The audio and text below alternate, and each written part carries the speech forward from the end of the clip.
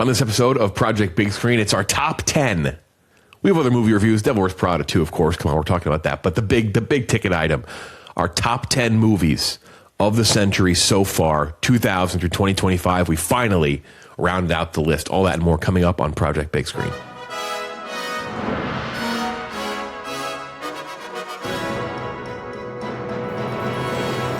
All right, Project Big Screen, episode 31, 1st of May. Getting close to summer blockbuster season. Jeff D. Kirk, Kenjac, Gooch. No Klemmer today. We've suspended Klemmer for an episode for not seeing the Spider-Verse movies. Just can't have it.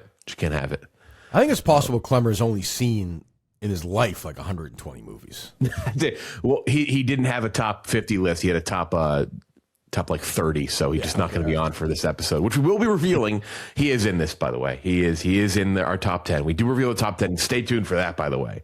Our final 10 movies of our top 50 movies of the century so far, 2000 through 2025. We recorded it last week because he's not going to be here. So as you're watching and listening to this, we already know the shocking things he's about to say in this last top 10 reveal. But we will finish out our list. And then the four of us are going to talk about movies that we kind of wish had ended up on the list. And Klemmer sent his along as well. So we'll do a little quick add-on to that. Also, these episodes are going to start coming out on Tuesday now. Just a heads up for those who want to know on releases. But today, we have that top 10, but also a sequel to a movie that I think some people would have as their favorites of the century. People love Devil Wears Prada. Guess what? They came out with Devil Wears Prada 2. And we're talking about that. And then a movie which I'm sure is not going to end up on many lists going forward for anything other than biggest box office bombs. We're going to talk about Desert Warrior. We're going to talk probably more about the idea of this movie than the movie itself. I don't know if there's a ton to say about the movie itself, but one of the more fascinating things to come out in the last couple years. And if you haven't heard Desert Warrior, maybe pause this for a second and look up what it is, because boy, unbelievable what this movie is, how it got made, why it was made, and how it's doing in theaters. But first, let's start out with Devil Wears Prada 2. As Miranda nears the end of her tenure in her career, she reunites with Andy Sachs to face off against her former assistant turned rival, Emily. That's a bit of a that's I think the log line. That's what they've been sending out, pretty quick to the point, and it kind of fits the movie. Won't say much about that quite yet. We'll keep this non-spoiler for a moment. But yes, Miranda and Andy team up. This movie got like a old school teaser where like it was a stuff that doesn't happen in the movie, which I kind of love. I think the teaser where she like Andy walks into the elevator and she sees Miranda and she's like, it's like about time or something like that. I bring back the old school teasers that have nothing to do with the movie. I like those types of trailers. 2 hours long, almost on the dot. David Frankel, who directed the first one, is back for this one. Also did Marley and Me, did that Inventing Anna movie, the Grifter Show. Oh, the miniseries, yeah, with Yeah. Meryl Streep, Anne Hathaway, Emily Blunt back, Stanley Tucci back, Kenneth Branagh in this one, Justin Theroux, Lucy Liu. Not back, Adrian Grenier or Simon Baker. Or Giselle. Yeah, no, Giselle. Giselle apparently was asked and couldn't do it. The other two were not asked. And Grenier expressed disappointment over that, but then noted that he thinks that people don't like the character and viewed his character as toxic. They did hate him. I feel like that's not a crazy thing. I think most Star Wars Prada fans do not like him at all. That's exactly what's keeping Adrian Grenier from getting work in the year 2026. It's they didn't like his previous characters. Nothing else. Yeah. That's why he can't get work. Recasting him with Rory McIlroy was a surprise. I thought Yeah, it that worked was- out. Hell of a move. This movie's making a killing at the box office. 75, 80 million domestic, 180 worldwide, ton of money overseas. 77, 88% split on Rotten Tomatoes, 6.9 IMDb, 63 Metacritic, and then 3.4 on Letterboxd. Kirk, what do you give the sequel, Devil Wears Prada? I also like that it's Devil Wears Prada 2. I like that they didn't, it's not like Miranda's Revenge, like just The Devil Wears nice and More simple. Prada. Nice and simple. What'd you give it, Kirk? Well, first a note: I don't need Meryl Streep on the stump for this movie telling us that, like, of the four of us here, I'm the least Marvel fan of the four of us. When you're promoting The Devil Wears Prada 2, I don't need you to tell me that the world is becoming like more Marvelized for movies. Like, shut up. I mean, this is essentially a Marvel movie anyway. The way they did it, you bring absolutely. People out. I mean, that's also very like 3 or 4 years ago. Yeah, comment. the time has passed. Like, make a good movie then. Go. No gun to your head. Go make a small movie. I mean, anyway, I will say. I think we talked about this, Jeff. I'm not sure ever in history has the gang been assembled quicker than The Devil Wears Prada 2. I don't think I had sat down. My ass was not warm in my seat yet before she gives that speech. Somebody sends B.J. Novak and his dad that message, and all of a sudden the gang is hanging out again. About 12 minutes into the movie, I think it was. For what it was, I thought it was absolutely fine. I think it definitely did not have sort of whatever it was that made the first one, which I enjoyed a lot, sort of that enjoyable. I thought it was, as a sequel goes, by the numbers, pretty satisfying piece of entertainment, I think, for people who like the first movie. I thought a lot of Meryl Streep's bite from the first movie was gone, which I get was part of the plot, but she really didn't have much to do, I didn't think. Sort of the same, kind of the same, I thought, with Emily Blunt. The side characters, this apartment-owning boyfriend and Kenneth Branagh are two of the biggest zero. Wipe out. I'm all for wiping out every guy in this. I'm fine with that. Like, yeah. Yes. It is way more, except for Tucci. When they're doing shit and running around and kind of plotting, and great. When they take that pot, you could feel the energy in the room leave when Branagh just comes away. Let's just be yourself. Or that fucking loser boyfriend, that fucking limp dick. Just like nothing going on there. But I thought it worked out. I know you guys will give your reviews as well, then we'll get more into it. As a sequel, though, I thought there was a chance it was really going to suck. I didn't think it looked great. It kind of looked like a Peacock movie to me. Yeah. But, I'd give it like a 58. Maybe a 60. I'll think about that one. But as sequels go, like, perfectly entertaining 2 hours. I was not bored. Kenjac, what did you think? Yeah, I think I'm like roughly around the same. I think there's two things I really hate with legacy sequels, which is the first is a very clunky modernization of the plot, where it's like, yeah, well, did you know in this between then and now we got TikTok, now we got iPhones, now we got YouTube and influencers. Like, I hate that, and I hate when they clearly the story for the new movie, the nostalgia is the primary driver for the movie, and it's not just an add-on. I hate that, and because like when that happens in those movies, it instantly makes me feel like the movie doesn't have a soul and is instead just a money extractor. Like, that whole sole purpose is, I want to rip money from you. I want to rip money from millennials taking their daughters to this movie because they liked it when they were their age. And I hate that feeling because it really shatters the disbelief. And I think this movie walks a fine enough line that it never falls into that trap too hard. And I think the modernization of their plot was smart enough while kind of retaining the dynamic of the original movie between Hathaway and Streep. Albeit a little bit evolved, because you should evolve the characters a little bit. And I think the original crew were still solid. I think they step right back into the roles. I would agree with Kirk. I don't think it's shot quite with the same amount of charm. It definitely has more of the streaming-ish feel at points. It has good music, but I would agree, not all the additions really stand out the cast-wise. And one guy in particular, fuck that guy, man. Every single time, just an absolute zero on the screen. Like, I think maybe they thought if you get an Australian, they're so charming that you can't hate them like they did with Grenier.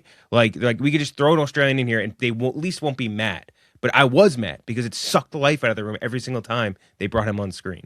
So yeah, not perfect, but I enjoyed it. I think the packed theater loved it, and you could feel the cast having fun, which I appreciate coming through the screen.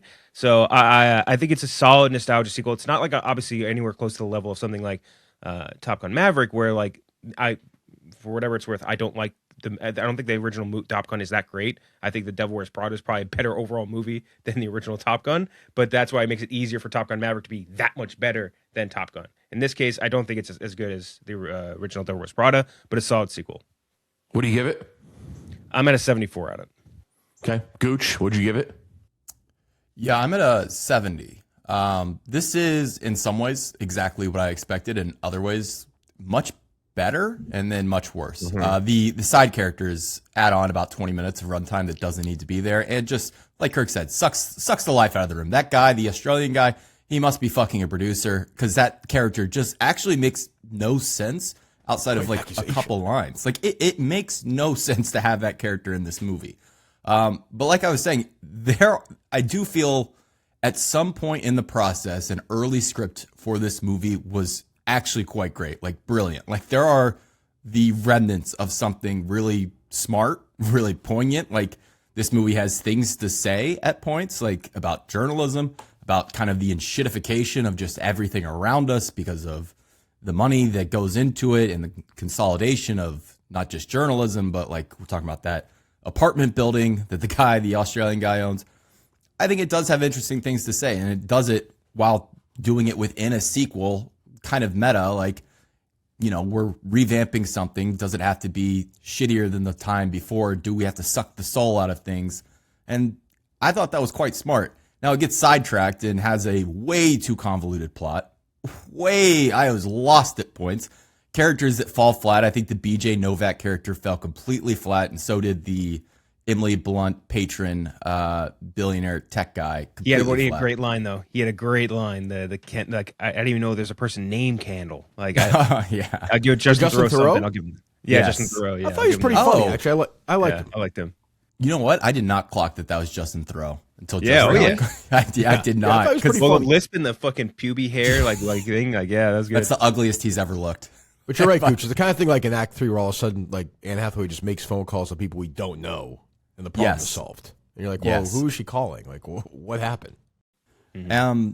So what I expected, like I did end up having a great time. My theater was packed. I think this is going to do even better than what people are expecting. Every single demo was in that crowd last night.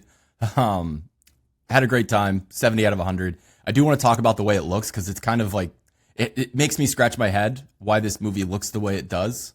But all in all, pretty good. Yeah, I'm right there at the 70. I enjoyed it. We'll get into the structure of this movie and spoilers because I think you kind of have to, but it's not head scratching. It's just, it's funny the way they structure the movie, given that Meryl Streep are walking around like banging on Marvel. It's like, well, I don't know. It's like kind of doing the same shit, but Exactly the same. I enjoyed it. I actually quite like the back half of this movie a lot. Like, I think they get into it. I think they slip into their characters quite well again. Not that they're old like geriatrics and they don't remember how to do it, but like that's not always an easy thing to do after 20 years, and you can kind of lose a bit of that. I echo what everyone else said. I think you could have lost all the dude characters, minus obviously Stanley Tucci, who's incredibly vital in his role. But I think he does everything you're trying to achieve with those other two guys. So it's like, I don't know, do they derail the movie for me? No, but they're just like unnecessary. Like they definitely are detractors from what works. And I think they're good together. I think they have some good moments, both Anne Hathaway and Meryl Streep. I haven't liked Meryl Streep in a movie in ages. Now, granted, it's a character she's played before. It's an iconic character she's brought back, so it's not like, something new. But I give her credit. I think she's great in the role. Shows maybe a little different side of the character, as does Anne Hathaway with hers. Love Emily Blunt. So yeah, I think enjoyable popcorn movie. Knew exactly what it needed to be. Did not try to be. There was a bit of me where it was like, are they going to try and do something like big and sweeping, like a Top Gun, where they're going to try? Whether I know Top Gun was more a visual thing, right? Obviously, like Top Gun got a lot of its flowers because of what it did visually and its stunts and how it brought together something from a previous movie and just made it bigger and bolder in terms of era with like the planes and everything. So I thought maybe like this would like try to make a big sweeping dramatic something or other that maybe tries to get an Oscar. No, they didn't. They kept it simple. I think that was the move, and it's clearly working. So 70 out of 100. We are going to spoil it now. So just a heads up if you don't want to have anything spoiled. Not that, again, this is, there's not really a plot turn in this movie that's going to have you falling out of your fucking chair. Kirk mentioned it. I've never seen a movie so quickly get into the central plot than this movie. It's literally, if you choose to go to the bathroom quickly off the top of the movie, you're fucked. It's over for you. Like you've missed everything. And I get it. This feels like, how Matt Damon when they came out with the Rip, he talked about how Netflix and a lot of these companies want them to like restate the plot over and over again and do this and that to like grab the attention. That kind of is what this felt like, where it was like, hey, we have to get into this in the first 10 minutes or people are going to get up and leave the theater. Like, I would have enjoyed a little more of how they got back together. That would have been a nice, like, little something to maybe chew on. Do I need an hour and a half of it? No. But I mean, she is fired from her job and working for her. And literally, I think it's like 15 to 20 minutes into the movie, if that. So I would have liked a little bit of that. A little more of that would I think, done the movie maybe a bit of narrative. But I understand why they did it. It's like it's a popcorn movie. Get them together. Yeah, Nobody's here to watch them be apart from each other, right? Yeah, that's what the crowd wants. Right. I mean, just I get that. Yeah, it was fast. So I'm not going to knock it too hard, but it is the quickest I've ever seen a movie get into it ever. It's unbelievable. Is that room that they all get fired in? Is that the same one that they get married in the drama? I was like watching it. I'm like, this room looks so familiar. Like really? it looks so familiar, and I was like, what is this? But I think it was the same exact room where the marriage happens in the drama. I started just random aside, but yeah, I kind of like that because this is a dummy movie, you know. This is not it's a horrible movie. So I like just kind of like you jump right in and you get right into the action and right into the meat of the sandwich or whatever. I don't need some big grand, let's get the crew together, let's get the explosives expert, let's do the oceans thing. Like, I don't think I need that with Devil Wears Prada. Yeah, I that's why I don't want to rag on it too much. Because I get why they did it and I think it works, but like just a touch more. Because I will say that's the other thing. It's not like it's a 90. There is still a whole hour and 40 minutes left after that. So it's not like it's like the first third of the movie. It's like a very small. It's like holy fuck. There's a lot of movie left too.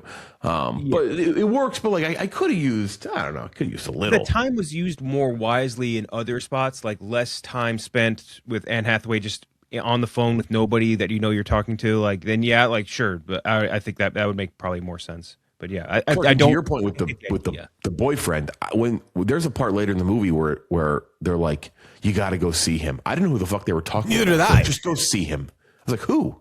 I thought Grenier was going to make a surprise entrance. I was like, who are they talking about? Or something. Yeah, I didn't know what was going on.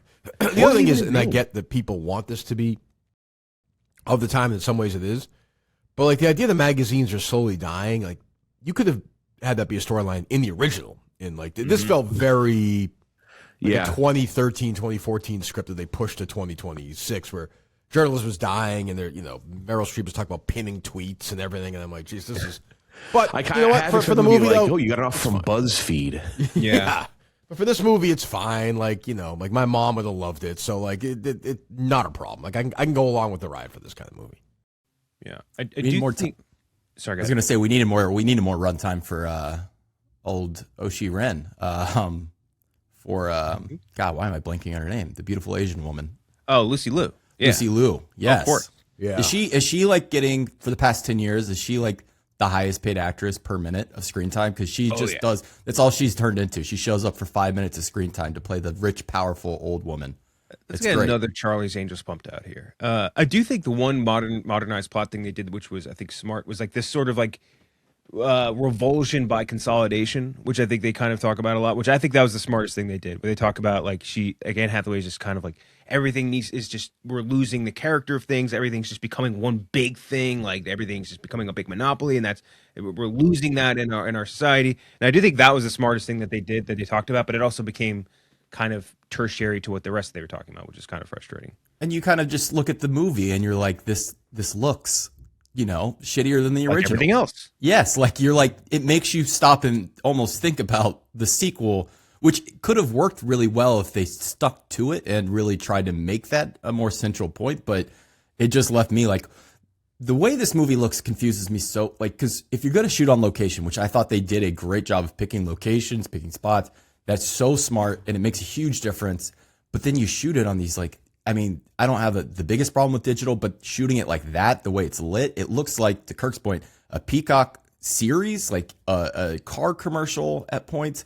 Yeah. I don't know. If this was shot it doesn't need to be shot on film, but shot by someone other than the guy who did, like, the Insurgent series and, like, like the cinematographer's Ballhaus, like, he's done nothing great at all. Like, bring in someone to elevate this. Who did Past There's a Lives? moment where she's like working in the office, like a little montage where she has to like hunker down and really start writing some stories. And it starts looking like All the President's Men for like 10 seconds. Like it's like doing zooms through the office. They crank up the grain. It looks great. And I'm like, what? Why can't we do more of this? Dude, what if they did that? They got the guy from Materialist and Past Lives. What's her name? The lady, Celine Song's guy, as a cinematographer. Because I think that guy shot New York beautifully. I think if you get that guy on there, I think it would have been great. It's an industry that they're in that's like, I don't know. It's like, I wish there was just a little more pop, a little more flair to it. It's, you have an excuse to almost overdo it and overcorrect in one direction. And they kind of didn't do that. So, What did we think of the Gaga song? Which one? Lady Gaga, solid role. I thought pretty unmemorable though for like getting a Lady Gaga song and like it felt like it should have been a bigger moment. I don't know. I did think she'd be a bigger part of the movie. When she shows up, I was like, oh, this is She's like 4'10" and like next to all these like 6 feet tall models, and she's like, God is a woman. She's like pointing to the skies. Going through I Venice. guess my ultimate question is, with these movies, which I like why is Anne Hathaway so insistent on saving Meryl Streep? Like she's in like shit. a what do you call I mean, it? as somebody who has made a career of having people, like, I recognize the irony, but like I it's kind of like why? Like, she's really fucking mean to her. Like the whole, like, once in a while she'll give you a little bit, but like in this one, really not much at all. Mm-hmm. Between Klemmer and Mutt, who is your Anne Hathaway and who's your Emily Blunt? Ooh, good question. That is a good question. I guess Klemmer's probably more. I think Emily Blunt. I think everybody probably feels that way. Yeah, he's a backstabber. But I I don't know. And then the way in the limo at the end, they're, I guess, setting up a third movie, sort of. I mean, which they're gonna make. I mean, they're gonna wait like 2 years. This movie's they make a fortune. And it's one of these movies where like my daughter, who wasn't born when the first movie came out, went to see this movie because she like loves this movie. Just has a life where it outgrows the original. So there's gonna be a third. Like, definitely, I don't know what the fuck it's gonna be, but there'll be a third. Imagine, my hope in a third is that, and they kind of reestablished her attitude a little more at the end, right? Yeah. And I think they did a decent enough job explaining why. Like, I think you probably had to make her softer in this a little bit, just like, and I think they're like, fits with modern times. She hangs up her coat now, which I thought that was a good little scene. She hangs up her own coat, like that was a good like. Yeah, she's never would like to see a little more return to anger and flair in a third. Yeah, they kind of ripped her teeth out, but you're right. You actually have to do that. I'm imagining Klemmer meeting a tech billionaire wife and convincing her to buy Barstool so he can install himself as the head of the Kirk Minihane show. Also, like, Emily Blunt's character, kind of a huge piece of shit. I'm not sure why they. No fucking way Anne Hathaway's nicer again at the end. I'd be like, all right, see ya. Yeah. He used those clothes in the last one. What do you mean? Why are you being a dickhead now? What the hell? Also, Emily Blunt, beautiful woman. Her face does not move anymore. It doesn't move. Like, not an inch. I did clock that. Yeah, it's kind of a tough scene. That poor chick on Euphoria that they nailed. I'm sure you've seen it on Twitter too. From the scene back and forth with Sydney Sweeney, because Sydney Sweeney is like not really done a lot of work. So she's very expressive, but she's going back and forth with some actress who's like cannot move, and it's a tough back and forth now. Yeah. BJ Novak also has like not a typecast, but like a specific type of role, like guy who comes in the middle of the movie and like shakes up the plot a bit, because a very similar character in the McDonald's movie in The Founder, where he kind of comes in and he kind of shakes things up a little bit. The real estate. So you kind of feel like which I mean that's what he kind of was in The Office, right? Like he was a guy who kind of had different ideas and kind of full of shit. He's great. That one line killed me at the very end. I'm aligned. Like that was funny. Also, the guy in front of me let out a very hearty chuckle and then turned to his partner and went, sorry, when Irv died at the party. He hit the table very hard when he died. That was like a pretty rough scene. I was like, whoa, Jesus Christ. Brutal. It was not what I expected. I mean, he like, I figured like, he might have done it a different way, but like, you see him full on start to finish drop dead and hit that table like it was like a wrestling match. I mean, the character's going to die, like, when you first see him. For sure. BJ Novak's kids. I mean, and they all get along, so, yeah. His young son being next to him for the entire first part of the movie may as well have been the Grim Reaper, just like that. Yep. It's over for Irv. Enjoyable. Definitely, like, it exceeded, I know I gave it like a 70. We're all kind of in that range, but like, I when this was announced, like, oh, this is going to be fucking terrible. But no, they knew what they needed to do. And I think they obviously they executed it well. I think you'll see a lot of people going to see it next weekend as well, would be my guess. I don't want to get into fan fiction, but I would have liked Stanley Tucci for a couple of years, maybe to just take a different job and then come back. Yes. I felt bad for the guy. I'm like, this fucking guy's been doing this shit for I know they had a moment at the end where she kind of recognizes it, but like it's not even that much of a payoff. She's kind of like, hey, you've been a real bitch boy for me these last 30. He's like, yep, I have. It's like, okay. Jeez. Yeah, because he is left rather high and dry at the end of the last one. And if you recall that movie, I don't know the last time you guys have seen it, but like not only is he left high and dry, he's kind of not in it. And once he gets burned, like that's kind of it. Yeah, I would have liked to have him. Maybe he went somewhere else and came back. Like he was at Mashable. Right. Food 52 went over, did different culinary. Yeah, came back. It's for a bit. But yeah, I was, something like, it was almost like they were saving time at the beginning where like they wouldn't go recruit him. Now, obviously it ties into the plot at the end that he's still there, but like, it's almost like it saved them 4 minutes from her going to like visit him at a different place and drag him back to the office, Yeah, that's Devil Wears Prada 2. Enjoyable time. I think if you like the first one, you'll definitely enjoy this one. It seems like that is the overall sentiment for most people. So definitely go see it in theaters. I would call a successful legacy sequel. Let's talk about Desert Warrior. Oh boy, what a picture! What a picture! Desert Warrior. So. You've likely not seen it if you're listening to this, but that's not the point here. That's not the point. Because we got to talk about what is now about to be considered one of, and I'm going to call this a little unfair. I think this is like this is a bit stolen valor for this movie to have a title of one of the biggest flops and bombs of all time.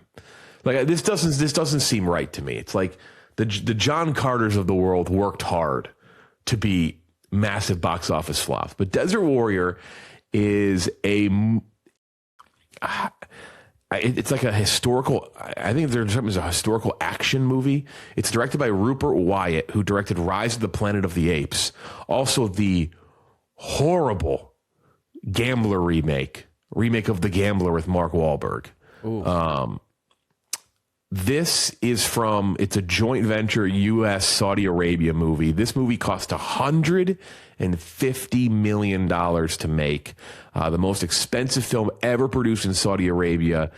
It was intended to prop up the Saudi Arabia film industry.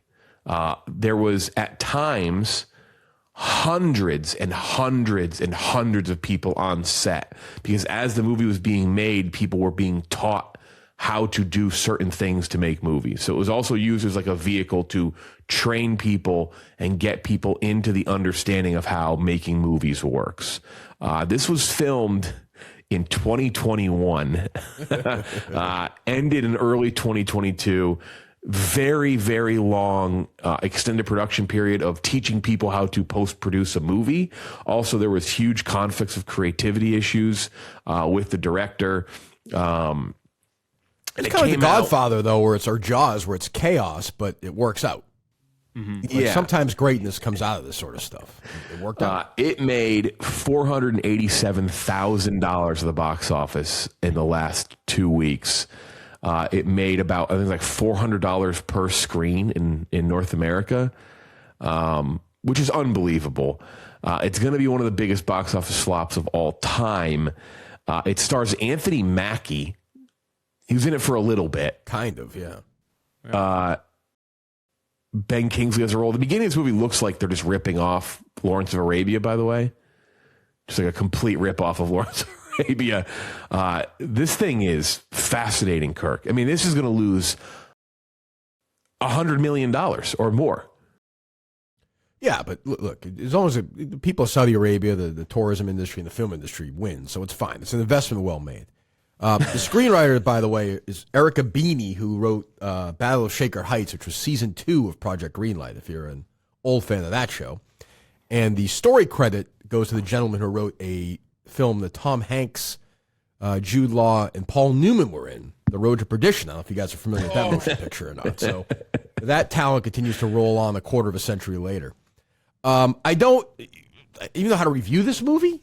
Like I think it looks fine. It's hard not to. It's like hard not to look great when you're shooting it there, like in like an epic scale. Like it's just gonna look okay, but it's just a mess. I don't even know. First of all, I thought like it was an Anthony Mackie movie. Not that it really matters. How long would you guys say he's in it for? What percentage of the movie? Very, very small percentage of the movie. I don't even can't put a number, but Ben very Kingsley, tiny one portion. scene? Is Because that you right? think he's the poster. Yeah. He's the opening scene. He's the title card in the beginning of the movie. Right. It's like, oh, this is gonna be a one-man show here. No, it is not the case. It's just a weird industry sometimes when something like this just happens. I don't think I'd ever heard of it until 2 weeks ago. I don't think I had. Like I said, you want to. It's the bomb is what did it in. Bombing at the box office is why people now know what this is. I think it looks fine. Like I mean, I don't know. There's some talent with that director, I suppose. But I'm sure he got wrestled away from him, then fought. But when you agree to make a movie like this is what's going to happen. I'll give it like a 14, I guess. I don't think I'll ever think about it again after today or ever watch it. In the middle of it, I'm like, why am I even watching this? It's just the story's convoluted. I went in with low expectations and they were met. I need to know how much money Mackie was paid, how much money Rupert. Like, I need to know the exact dollar amount of what these guys got. You think Anthony Mackie remembered doing this until like last weekend? He's probably like, oh, what the fuck? Has he done had to do press for it? Has he been? Is he being interviewed? Wait a second. He did set it up, Is that for Captain America? What was this from? He probably got $20 million, right? Probably. Yeah. Which I mean, I guess. I mean, when you're making a movie about 7th century Arabia, you got to get Anthony Mackie. He's the guy. First guy I think of. Gotta get the Falcon. You gotta get the guy who did Rise of the Planet of the Apes to make this historical Middle Eastern action movie. That's what's killing me about the reception too. It's like it's not only getting like shelled over here for being just a poorly made movie, it's getting shelled over there for being like completely historically inaccurate. This is apparently a story very near and dear to the people's heart that they have completely butchered. So it's just like fail on all fronts. Yeah, pretty tough year 2021 for the Saudis. Live Golf and the Desert Warrior in the same year, and then both fold in the same year in 2026. Tough time for the Saudis. See, that's partly why. Live is the best example. That's partly why I can't. I think this is stolen valor. It can have this be one of the biggest box office bombs of all time because they were giving out $150 million to individual golfers for Live. So it's like anybody. Like this is a drop in the bucket for them. They're like, whatever. And also, if you had asked me 5 years ago how much would this movie make, I would say $4. Like, there's no expectation, like with John Carter or even like Norbit or whatever, where you think maybe people will go see it. This was never. I don't think that's even their design. It's bad. I gave it a 28. It's not very good at all. It looks. Who is Anthony? Which Live golfer is Anthony Mackie then? Another he's not Phil. He's not Bryson. He's like Charles Howell III or something. Just like, yep. Give me the money. I'll show up and I'll get the fuck out of here. $150 million loss for the Saudis is like the equivalent of like a $5 million movie in the U.S. It's like the pizza movie with Maiten Gataraza that came out a couple weeks ago. That's like the equivalent of that. No, this is no The Marvels or John Carter or Lone Ranger. Yeah. I do think Charlton Copley has something up his sleeve one day. I think he's a genuinely strong actor, and then you watch him in this, and you're like, oh, well, you got to pick something better, man. You can't be doing Chappies anymore. You can't be doing Desert Warrior anymore. We got to find you something, man. Do you think this is like when he's on set? Do you think Mackie thinks oh, this is never coming out? That's what I was saying. Straight to DVD. Yeah. Yeah. No one's ever gonna see this thing. He's got no one's ever gonna see this movie. He's got to be careful too. I get he got paid for this, but you got to get your fucking career in order.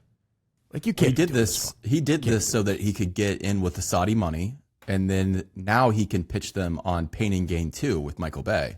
True. Get the game back together. That's what we need. I would watch that. Yeah, because think about partly what his this is a big year for him, obviously with Avengers Doomsday, but here's the thing: if Doomsday is successful, he ain't gonna be the thing people are talking about. No,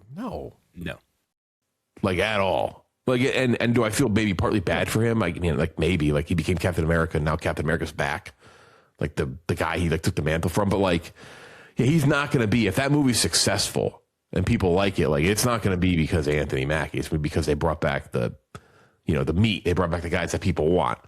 The Hemsworths, the Evans, the maybe RDJ if you see his face or whatever. So, yeah, it's a crazy one. He definitely got a bag, though, that's for sure. Holy shit.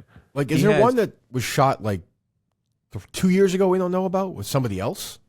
Yeah, that's a good question. Like they just keep rolling out there that exists that we have no idea is being edited right now. Yeah, with I don't know. I guess, Starring John Cena, probably. Yeah. Right, yeah. Or maybe Batista would probably be more accurate at this point. I love the idea of a one editor with 60 people from Saudi Arabia with movie passions and dreams sitting behind them, watching them edit this movie slowly over the course of 4 years. What was that? What did you just do right there? Just taking notes. What an insane project. It's up there though. Biggest bombs of all time adjusted for inflation. It's not gonna be one of the top few adjusted for inflation. But you have John Carter, Lone Ranger, The Marvels very recently, 13th Warrior, Mortal Engines. Shout out Mortal Engines. Oh wow. No shout out Mortal Engines. Sorry, you're a big Mortal. That's right. You were a big Mortal Engines hater. Time out. No shout outs for Mortal Engines. That terrible steampunk movie, Cutthroat Island, Sinbad, Legends of the Seven Seas, which animated movies being that big of box office bombs is very funny to me. Adjusted for inflation, Sinbad, Legends of the Seven Seas lost adjusted for inflation $220 million. That seems impossible. That's just a live action I get. Animation that just blows my mind. That's wow, we lost that much money just for inflation. Strange World, another recent animated movie that nobody saw. Remember that Disney one? I think that Jake Gyllenhaal's in that. Oh yeah. Battleship. And one of my favorites, Tomorrow, one of the great sliding door moments in Disney history, or just big budget movies, is Tomorrowland with Brad Bird. He turned down The Force Awakens to do Tomorrowland. That's right. Great choice. Not a great choice. Clooney. That's one of our Clooney movies when we talk about George Clooney's bizarre career. By the way, Mackey's next thing is he's doing a Speed the Plow adaptation, which is directed by David Mamet, that's fascinating to me. Really? Ben Mendo. A theatrical movie? Theatrical movie directed by Mamet. He obviously his own play, but that is him and Sharon Stone. What a fucking, that's insane. Really? How the hell did this come to be? Jesus. Interesting. Huh. Yeah, he had, so this was technically a last year release, but this year it comes out, last year, geez, he had a voice cameo in The Electric State in the movie Sneaks. Captain America Brave New World. Oh, man. Was it The Gray Man where he shows up for 2 seconds with Sebastian Stan? With it was a little Marvel bullshit. No, not The Gray Man. What was the other? Was it Red Notice? I don't know. One of those ones. Or no, what was the Apple TV Ghosted. one? The fake movie with Anna de Armas and Chris Evans. Yeah, he was in that one. Yeah. Where didn't really feel like a real movie. People were was this AI? Completely AI? Yeah, so that's Desert Warrior. If you can see it, eventually, the concept of it is fascinating. Not a great movie at all. Not really worth seeing, but just the idea of these box office bombs that you've never heard of that cost $150 million to make is just unbelievable. Well, did you give the number, Kenjac and Gooch, or no? Did I miss it? I wasn't able to watch it. Oh, okay. I was able to very, very late, but it might be somewhere around you guys, like 20 or something. Visually, 28, bad movie. Fucking nothing. The story is just a nothing there. Next couple weeks, Mortal Kombat 2, I believe, is next week. What else we finish up? What else we watch? I'm not quite sure. We have the Netflix movie with Sally Field and Lewis Pullman. There's also the Sheep Detectives with Hugh Jackman. Oh, yeah. Great reviews. Feels like we got to do the Sheep Detectives. It's getting great reviews. Great reviews. Also, how did Hugh Jackman not show up in Devil Wears Prada 2? They mentioned that him, right? Yeah, Meryl dated him. That's right. The Australian guy says his name, right? That whole bit. Yeah. I thought for sure they're going to show him at some point.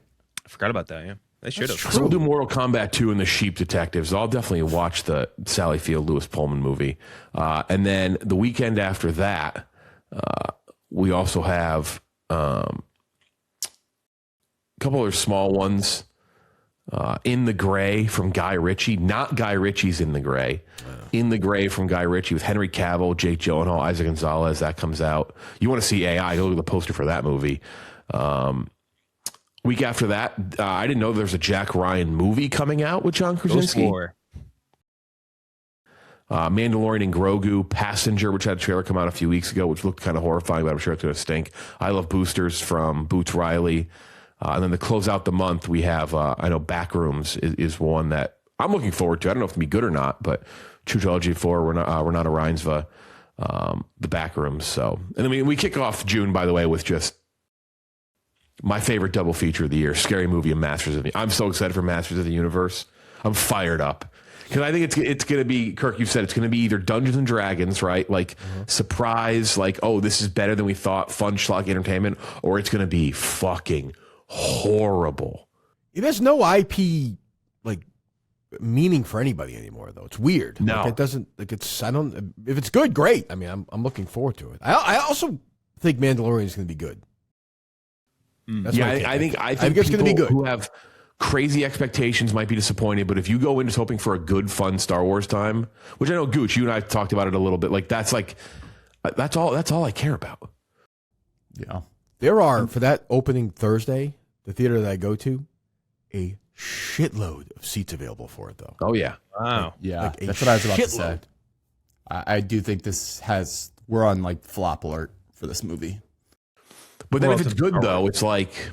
Yeah, like the big thing is make a good movie right now. It would be very weird for it to do like a upward trend of like word of mouth, like, oh, the Baby Yoda movie is like kind of fun, and then people take their. I mean, it's Yeah, I'm very curious, very excited though. I mean, fuck, it's Star Wars on the big screen. You're never gonna get me not excited for that. So, but I'm more excited for Masters of the Universe. It's the most excited I am for a movie all year. Step aside Dune Part 3.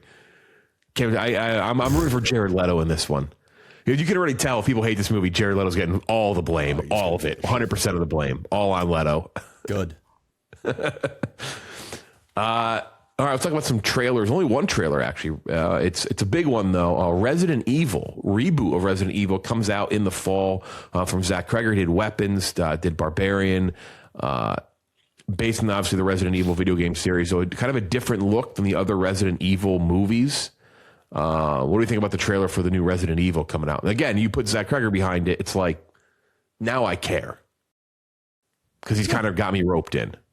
Yeah. It's kind of weird because like I think the Resident Evil fan base, like the video game fan base, is very militant in like how they want it to be one for one to the games. And Kreger's been pretty open, like, I don't want to just do the games again. Like I just don't want to give you the same exact plot. I want to give you something like on the outside within the established rules of this world.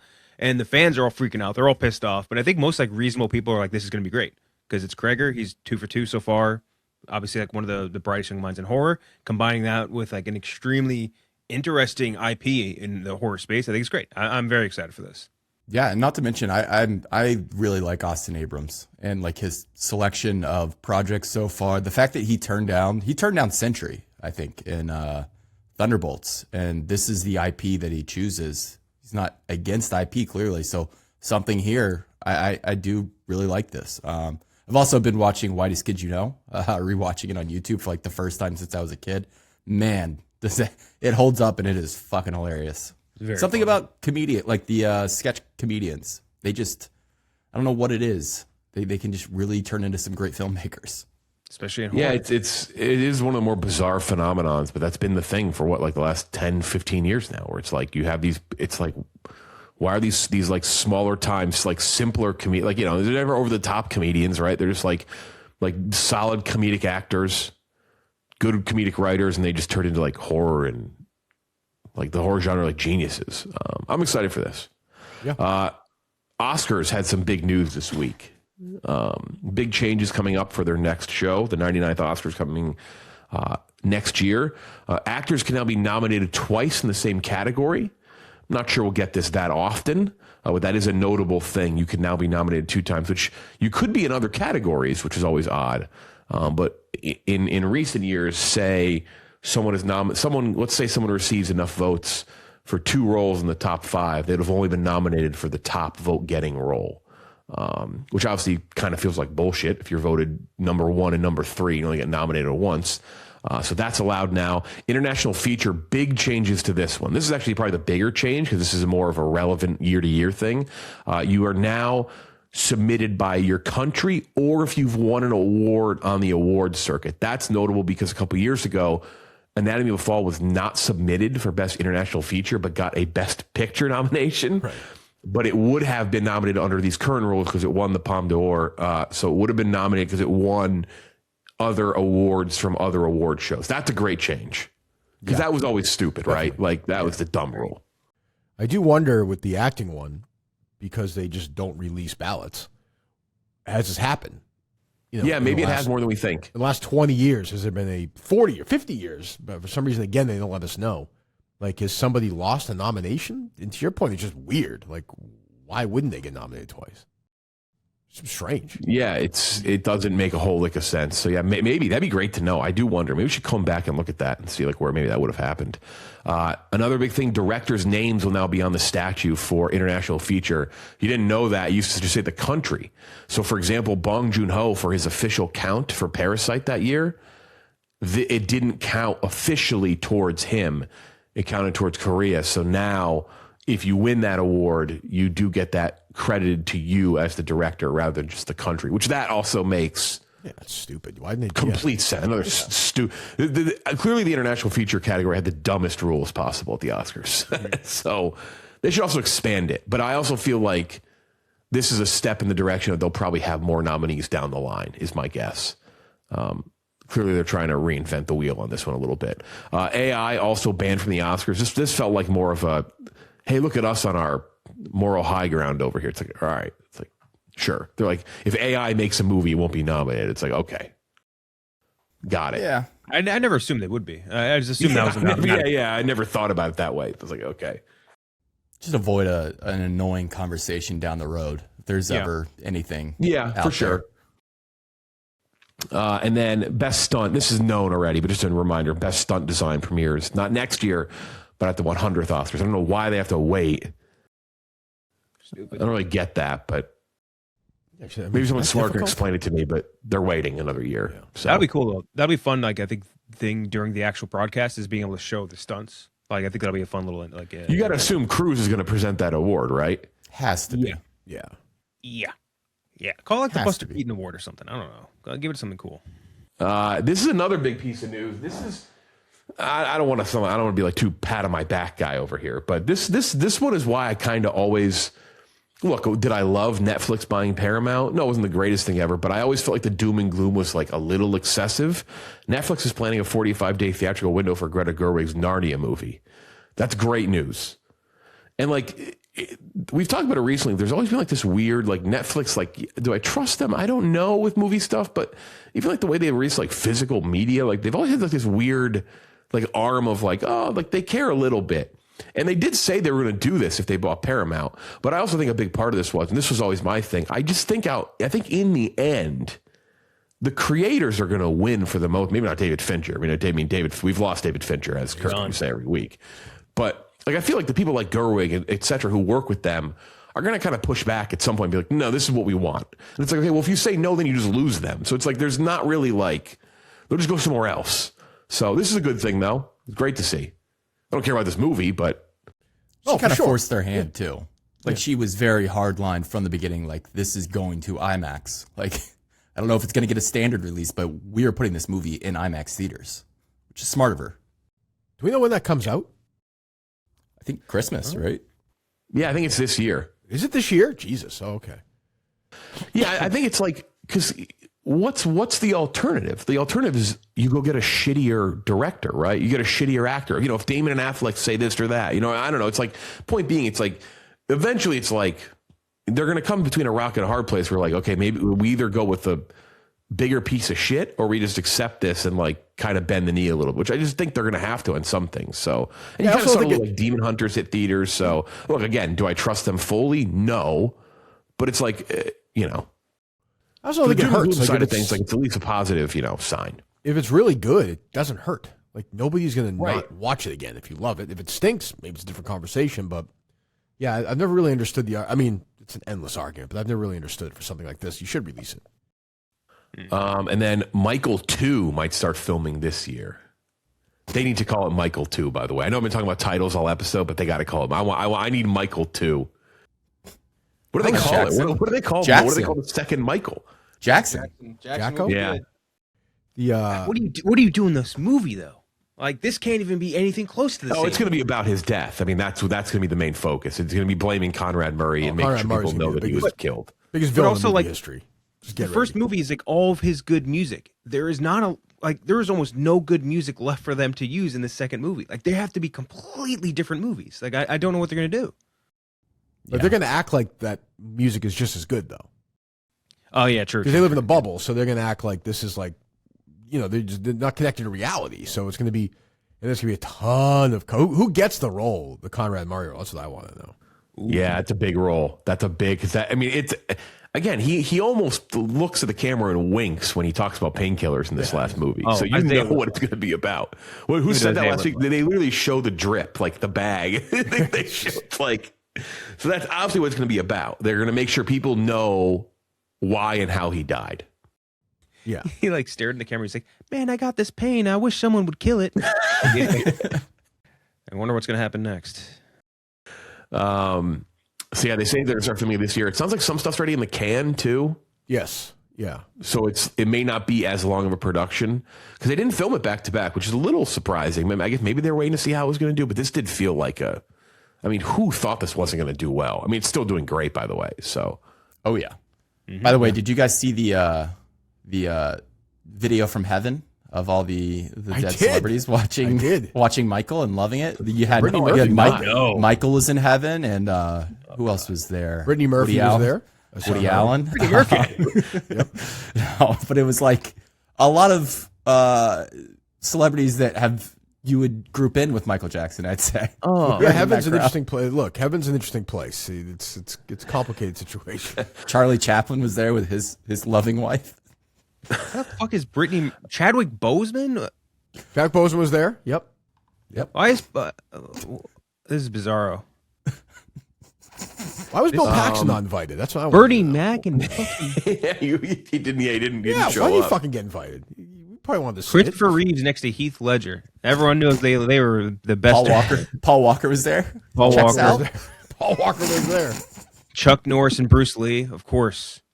Who could forget? Oh my God, they loved Michael. Michael fans are insane. They really are the craziest on earth. Insane. Nuts. Yeah, Klemmer got a lot of hate for his review, his crouching review. There's very funny comments. If you want to see a funny, I'm not a big hype up the comment section guy, like a terrible place, but Klemmer's replies to his crouching review of Michael Jackson movie are fantastic. People were like, "Fuck you, you piece of shit." They're stand up, bitch.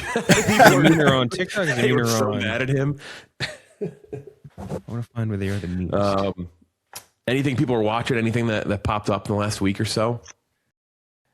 Euphoria is still just kind of like beautifully shot garbage. We're told that Euphoria gets really good starting at episode 4. It's been hyped up, so we'll see. It's somebody posted this and I think they were accurate. Like he really wants more than anything else. Sam Levinson really, really wants to be Quentin Tarantino. I saw someone post that and I think that's true. Like he really wants that. And he just cannot write for shit, which is a huge problem when you want to be like Quentin Tarantino. But he visually has he can get that visual sense for sure. It's just it's not there in the actual execution, which sucks. I didn't see anything new. I saw Harlan County, USA in theaters this past week, 50th anniversary, and I will say I recommend that to anyone and everyone. If you're an American citizen, you should see that. Great documentary. Great filmmaker too. Yeah, she was there. She was very funny. She's like, she's like 80 years old. It was 9 o'clock. She did the intro, and she was like, usually I stick around. I love seeing people's reactions. I love watching my movies. But I have dinner in a minute with my friends in the city. It was like 9:30 on a Friday night.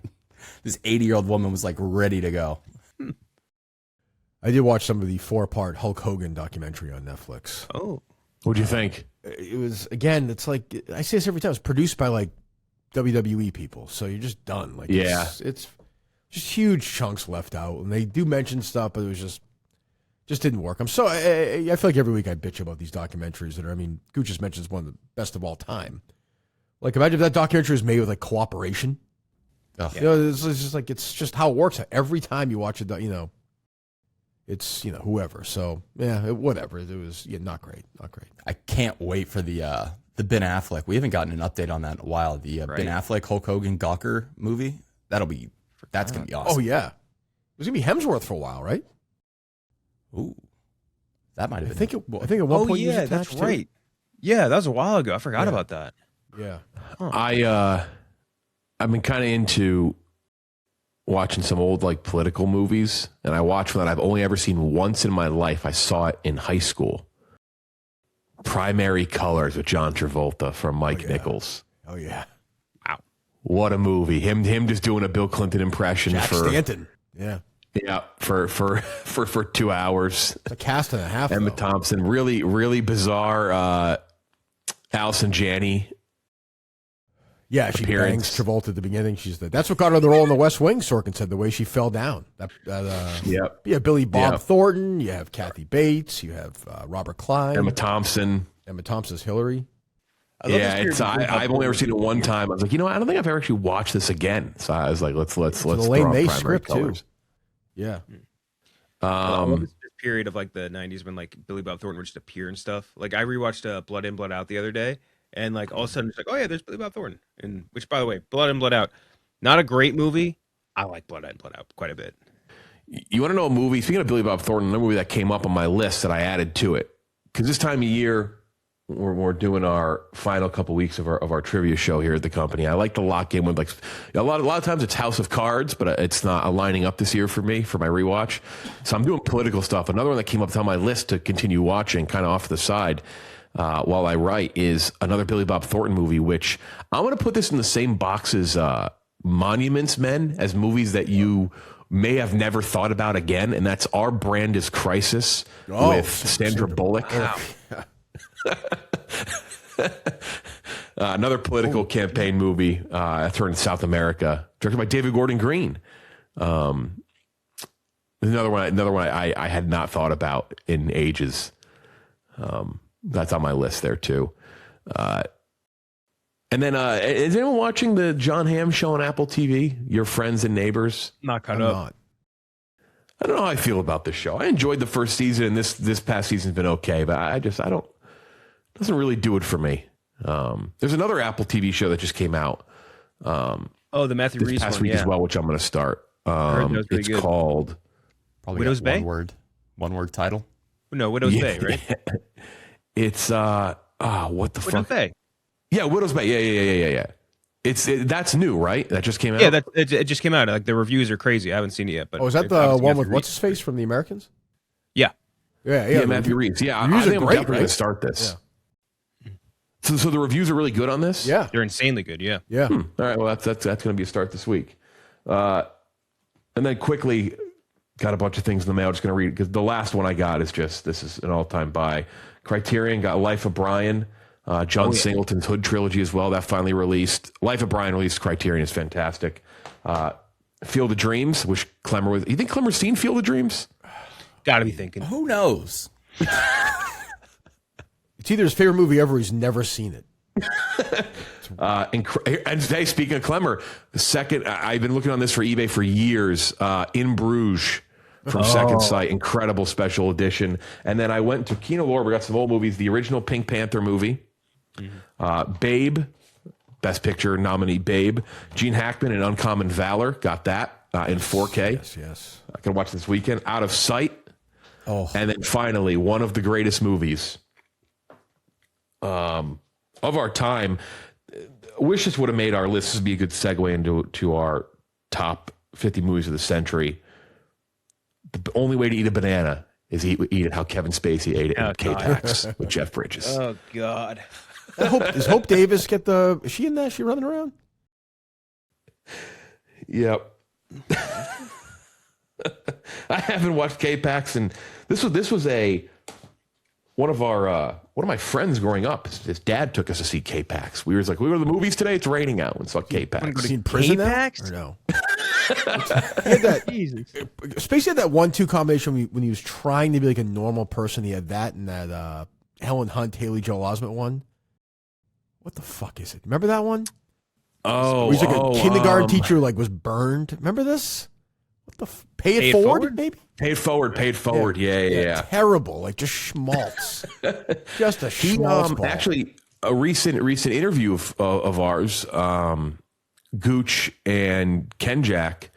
Kevin Spacey, I missed that one. He had an interview recently where he talked about his least favorite SNL guest. And he said he liked most all of them, but he said Kevin Spacey made him uncomfortable.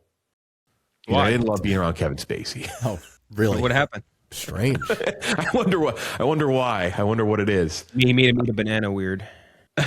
All right, let's bring Klemmer in here to finish out our top 50 movies of the century so far, 2000 through 2025. Our top 10. All right. The top 10 movies of the century so far, 2000 through 2025. Little table setter here. 3 movies only have 4 people. The rest everyone has on their list. There's the 10, 9, and 8 all have one person did not have them on their list. Was there a fucking Lord of the Rings like cartoon or another movie? Like what is it? Well, What's The the one Hobbit. that- what's the one that just There did The are Hobbit? no Lord of the Rings Forget on there. about the Hobbit. Frog. There forgot are no You about guys Lord like of The the Rings. Hobbit or are you down on The Hobbit? We hate The Hobbit. Hate Hate the Hobbit. Hate The Hobbit. Okay. That'd be a great personality trait if you guys like secretly went and watched The Hobbit and came back next year like The Hobbit's great. You guys are crazy. I have a number 6, so I'm kind of surprised it's not. I don't know. I'm going to read through 50 through 11.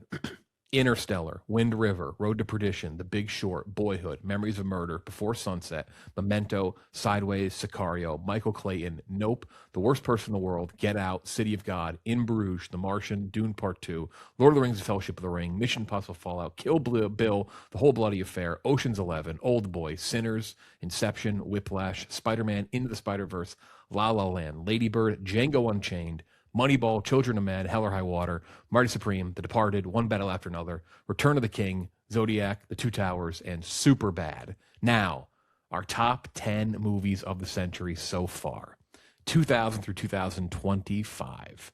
Number 10, 4 lists. 4 for me, 49 for Kirk, 9 for Kenjac, 30 for Gooch. Not on Chris Klemmer's list, and I cannot wait to hear why. Denis Villeneuve's 2017 Blade Runner 2049. What I think is, and it's 4 for me, top 5, visually speaking, one of the greatest things ever, shot of Roger Deakins, ever put on a movie screen. Unbelievable. Plumber, don't tell me. Don't tell me. Have you never seen it? No, you've never seen it. Don't. Never Oh, God. You son of a bitch. I actually, Jeff, that I'm didn't, done. Jeff, you're I dead got a- serious. I You've got a never murder seen to Blade Runner solve. 2049? I didn't love the first one. Jeff, I got a murder to solve. Legitimately, I'm going. See ya. Good luck with everything. Like, sorry, I'm fucking pretend. The fuck is wrong with you, Klemmer? I didn't love the first one. I actually, to my The credit, first one came out 40 years ago. Oh, I To had my- the whole to life. my credit, Like, movies, it like, actually have never relevance crossed in the my moment. mind that you wouldn't have seen this. So I didn't even, I thought, because I will say this, I don't think it's a movie that you would love anyway. So like, I don't think it would have been on your list. So I just There you go. assumed you didn't like it. I can't. I don't want to use the word admire ever in the same sense with Klemmer, other than I admire how much people hate him. I almost admire. You He's like, more, I yeah, think. he's like, I didn't see it. Like, I admire, like in a way, he's just Not like, gonna lie. Like, yeah, I'm a fucking nominated for a idiot. billion. This guy, it was won a ton I of know, awards. I know, They I didn't know, even I know. complete it. I'll I tell should you what, have seen it. I'm not gonna. if you haven't seen the number 8 ranked movie on this list, which is coming up Yeah. soon, because you don't have it on your list, I might actually, I Might might just get call. up and we might just call this off. This Yeah. is like the And just dichotomy say of it this though. Is project like you was haven't pointless. you haven't seen this, and you haven't seen like Spider-Man, all these things, but like you have seen like Pout Fish because you have to see 1,000 screen Yeah, things. the Secret Life of Pets. Yeah, Secret Life of Pets. But so far, I will say, well, I haven't seen this. The Spider-Man wouldn't have been on my list anyway. So. Klemmer, there's no defense. You can't offer a defense. Oh, for this, no. There's For this, no. And the problem is, like I don't think you really. I happen to. Really, it's funny because it's not my kind of movie. I just really it hit me. I loved it. I also like the original, but like it's a moment. It's like the movie of the moment. Like you go see movies. I'm just surprised you didn't just go see it. I know. No, I should have. I just for whatever reason, I don't know what was going on in my life at that time or whatever was going on, but I just Your life at that time. Well, I don't know if like there's only so many hours a day. Were you a prisoner? Like so many hours a day. I might have been. Was I under self isolation that week? I don't know. You only played 1 week. This is it, just such an important movie to like understand Denis Villeneuve, to understand like Ryan Gosling's career, Harrison Ford. Like this is one of his last de great Armas. performances. Ana de Armas blew her up. Like this movie is important to see. Like you need to watch this It's really this great. week. That's It's all. really great. That's all. No, that's all fair. No, I'm not gonna make. It's good Jared Leto. A very rare, like, That's oh, true. he's not that, he's not I annoying in this. also think the first one's fantastic. So Oh, yeah. I mean, I mean, maybe I'm just, I mean, everyone loves the first one. I do. That's the other reason. Like, I understand visually how impressive it is, but the rest of it just feels kind of just. Did you like the Lynch Dune before you watched the other Dune? He doesn't like Dune. No, the Lynch Dune is not good. It's a mess. Yeah, but like you didn't like that, so like, but you did watch Dune. I did, right? No, no excuse. Like I should have watched it. I'll bring you the fucking I'm Blu-ray, not dude. gonna. I'm gonna be honest. Did you think it was not going to come on the list, Klemmer? Yeah, I should have seen it. Did you think it was not going to be on the list? I didn't think it was gonna be on the list. No. Really? Oh, I knew this was. I knew it was going to be. I forgot how knew, much. I knew you loved it, Jeff. I forgot. That's fair. And then to your credit, I've done a podcast with Kenjac for almost 10 years now. Gooch, I know, liked it, and I've talked to Kirk about it, so I knew it was going to be up there. Don't give him credit for it. What the fuck are you giving credit? But I won't give you credit for not seeing this. That is crazy. Credit? Yeah, Jesus Christ. But yeah, I think the storytelling is unbelievable in this movie. It's fucking deep. It's just. I think it's his best. I think you guys like. Dude, I think it's his best movie. For me, it's his best movie. It's so fucking Weirdly, his like least favorite. The way he talks about it. Yeah. He does not want to pick up after another director ever again, which was like very tough swing to follow Ridley Scott, but I think he did as good of a job as you could. So compelling. Like, the fact that looks so great too. Deacon's it's great. It is. This is like career. I mean, he's I think you could say greatest cinematographer ever potentially, but this is like career defining, unbelievable. Kenjac and I know Gooch too. Like tweet like our every now and then do like the tweet your favorite shot from a movie. Whenever I got to pick Blade Runner 2040, like I don't. It's impossible. It's like, what do you pick? Do you pick the Vegas? Same for Klemmer. It's impossible. It's just it's unreal. There's so much emotion in this movie with the characters and just like this is why are we blown away. Why are we even talking about this right now? Like what? It's just soured now. Why? Well, this is also why I did my 1,000-screen thing for myself. I'm like, all right, I gotta get off my ass. Shut the fuck up. Nobody cares about this. This is why. No, but this is I would give it this because some of this would fall through the cracks for me. I wouldn't see it. I mean, Kirk, you're going to be kicking yourself when Sleep Life of Pets is next up on this list. The buffoon. Unreal. I'm a buffoon because I didn't see it. I don't make somebody an idiot. this movie bombed because of you. Because it is. You are if one you of had the people. seen it and you had spread the word more in New England, this would have done $1 billion. I think when did this come out? 2017? 17. Oh, Jesus Christ. Yeah, you affected Calista Flockhart's life in some way, Klemmer. All right. Remember that. All right. Oh my God! All right, well that's that Blade Runner 2049 top like 10, that. number 10 on our list. And number 9 is on everybody but Kirk's list. 7 for me. I fucking love this movie. Klemmer has it 2. Gooch has it 20. Kenjac has it 40. 2019 Quentin Tarantino's Once Upon a Time in Hollywood. Never saw it. Bullshit. I know you thought because you went on your show and you said you didn't like it, and then a year later you're like, oh, I like it now. So I did like it better the second watch, but did not make my list. Yeah, it's too wild. It's you guys talk about it. Yeah. Go ahead. Quentin Tarantino, who likes this movie more than he likes anything in his life. No shit, Jesus. Picture Christ. books, toys. He will make anything about this 12 movie. books about this fucking movie. Klemmer, so we just shit on you for a minute. I'll let you go. You have it at number 2. yeah, I love this. This is maybe my second favorite Tarantino movie behind Pulp Fiction, I guess. This is just fantastic. Everything works for me. The visuals. This is like him. It is like Matt. Like this is when all the things kind of collide for Tarantino. Where like he kind of went down a great story stuff in the 90s, and then he kind of focused on the visuals, stuff like Kill Bill, and this I feel like when it all kind of comes together. The stuff at the Spawn Ranch is about as suspenseful as you'll have a scene be, especially the first time you see it. I was on the edge of my seat the entire time. I just loved how weird it was. I'm also like a fan of like the alternate history stuff. I love kind of every turn this movie made, every tonal change I enjoyed. And it's got great DiCaprio. I don't know. This has it all for me. Every time I rewatch it, I like it just as much as the first time. I think we talked about it too right before it came out. We were like a little worried, like alternate history with like a real life murder that was very fucked up. Like how is he going to handle this? And like I think it was about as good as it could be. I don't know if you could have made it any better than that. Yeah, it is so much. It's everything that I love about what he does wrapped into one movie. I love alternate history stuff. I love all the performances. It is just visually speaking, you are so thrown into that world and that time period. It's just fucking incredible to look at, and like if it's so lived in, you feel like you're experiencing it in actual Hollywood. The storytelling is great mix of drama, great mix of humor.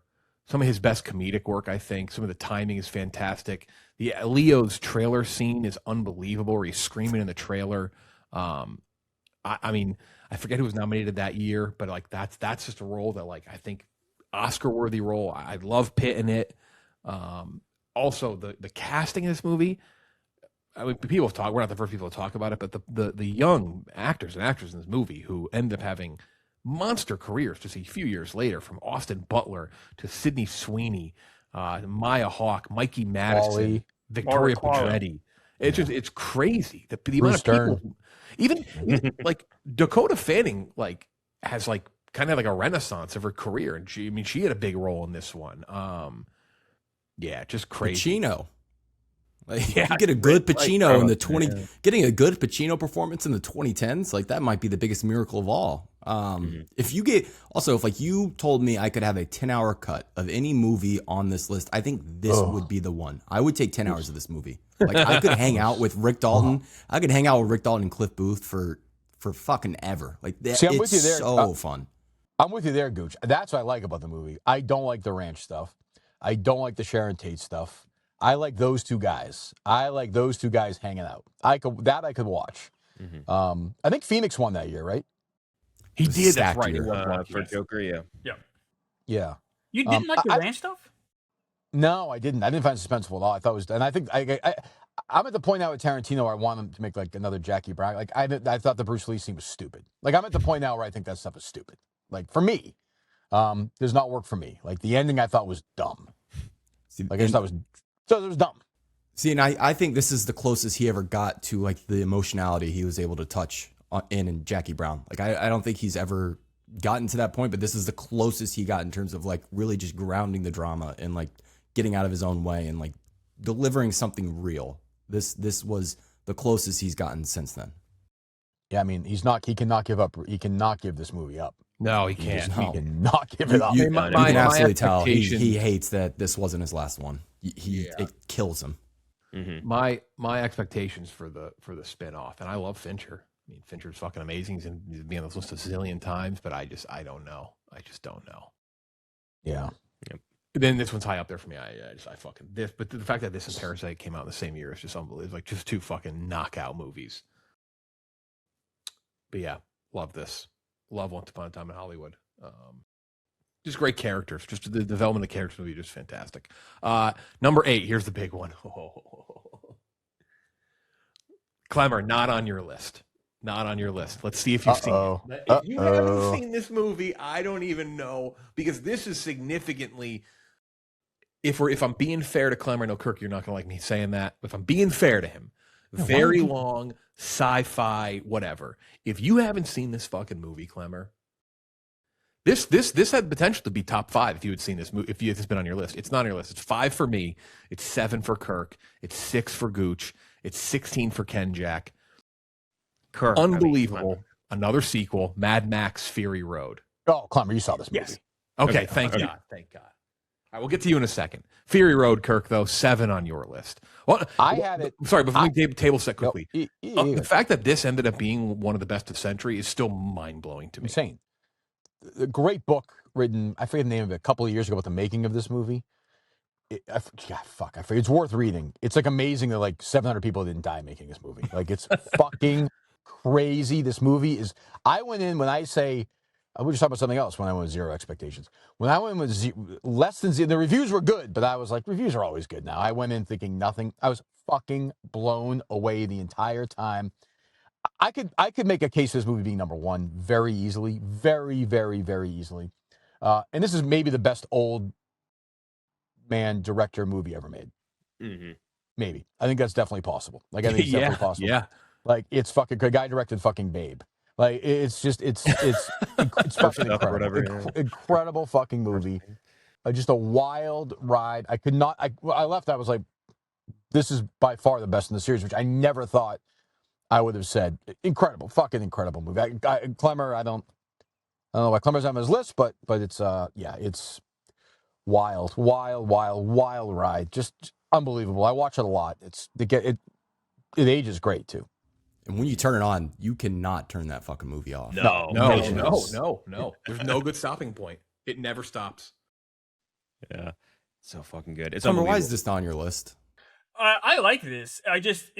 I'm more of a story guy. I think this is a taste thing. Like visually, it's incredible. But like, there's just not like I go to movies for the stories, and this just doesn't have any real story to it. It's which is visually it's incredible. What he's doing is stunning, and like I was definitely like really I'm more impressed by this movie than I liked it. That makes any sense? What's the story of Pow Pow Fish, Klemmer? Because you go to the I didn't movies like for that movie, stories. though, Kirk. But you go to the movies for stories though. What was the story? The story was the Pow Pow Fish was grumpy, and so, but like I didn't like that movie also Nicole Kidman. because there's no there's no It's story. there's a story here. It's not a simple. narrative. It's a simple story. It's a fucking roller coaster. That's for sure. Right. I mean, that's what it's, and that's a taste thing. So like someone says they love this movie, I would never argue with them. For me, it just falls short just because it's not what I love in a movie. But I think that's very fair. I hate to say it, but I think that's very fair. Yeah, no, I get that. I do get that. It's a simple, but it's, oh my God, the action in this movie, the way it's shot, the way it looks, just the way it makes you literally feel shit. You're Literally, just like, holy crap. It's amazing it happened. Especially when you really consider like what Mad Max and the Road Warrior, like all those movies look like versus like the amount of like technological advances that happened between that movie A and movie B there are insane. And the fact that the same guy was able to capture the spirit of what he made in the original into this new one with all this new technology, all this new ways of shooting things, all these new actors, all these new everything, I think is insane. So, like you said, Klemmer, super impressive, but I also just love the movie. The action is unreal, start to finish. Also put a lot of young people on the scene too. I would say for Hardy was a huge help, and then like Nicholas Hoult, definitely a huge help. Even like I think Zoe Kravitz, like a bunch of younger actors. Keo. Yeah, Keo too. Like there's a lot of younger people that went on and did great things. What won Best Picture that year? Good Spotlight. question.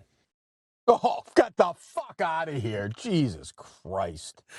Spotlight, Big Short, Bridge of Spies, Brooklyn, Mad Max, Fury Road, The Martian, The Revenant, Room. Oh, see, I like a few of those movies more than that. Like I like Room. I like Spotlight. Klemmer was born for Room. Born for Room. I was weeping. Yeah. And then Alejandro Gianarritu won for The Revenant, which that feels like such. I mean, God Almighty! Imagine if he should have. And this movie won like 7 Oscars. It won a shitload of Oscars.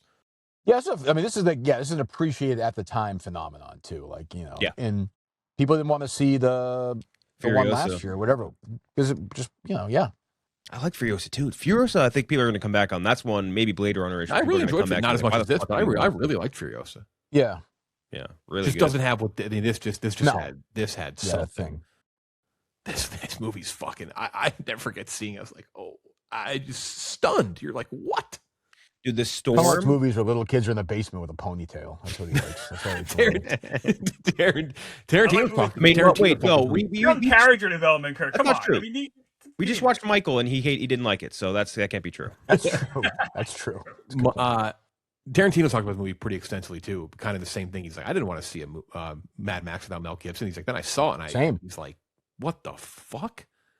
It's like, what is this? Yeah. He goes, what just happened?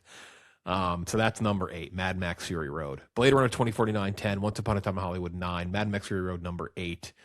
Number 7, if we did an audience vote, my guess is this might be number 1.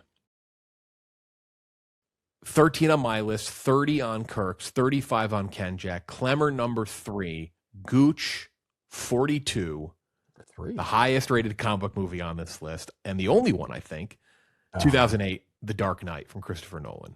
A movie that hasn't aged better because it was perfect when it came out. It was just like,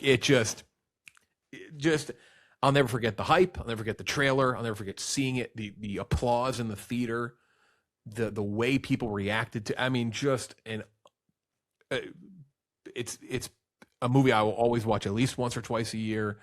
Incredible performance that was not elevated just because he passed away, was truly an unbelievable performance from Heath Ledger. Just an amazing spectacle of a movie that also, like, was just good story, good characters, good writing, like everything in between, but also a blockbuster spectacle. And this, as much as anything Christopher Nolan's done, shows his skill and craft and why it's unlike many other people. I don't know there's many people who can do what Nolan does in terms of making a blockbuster spectacle that also carries the weight of like an actual good movie. And I do think The Dark Knight is the best example of that. Even if you don't think it's his best, and spoiler alert, I don't, but I think it's high up there for me. It's 13 on my list. But like this shows more that it's fucking Batman. And yeah, unbelievable movie. One of the great villains, along with Hopkins in Silence of the Lambs, I think I've ever seen. Like it's that good. Mm. Super compelling. Also, like I do think that this movie took the mantle of like regular average Joe moviegoer, like the belt of their favorite movie from Gladiator. Like that was passing of the torch, Gladiator to Dark Knight. I don't even know what it is now. I think it still is the Dark Knight, but like it'll eventually be something else over time. Yeah, I also think this. Yeah, go ahead, Kirk. Go ahead, Gooch. No, go ahead. Oh, I was just gonna say, I also think this is like maybe the best edited movie of the century. Like it moves at a pace that is just unmatched. Mm-hmm. Every couple of years, I see a role. Actually, Leo's role in One Battle After Another, and I think, Heath Ledger might have played that.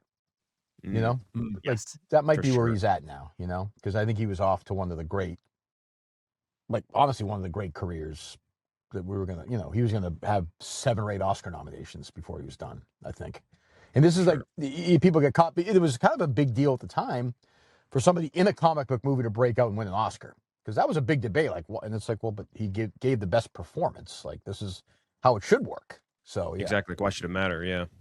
I mean, Oscar voting got changed. Yes. This structure really of- changed the Oscars. It wasn't nominated for Best Picture. Right.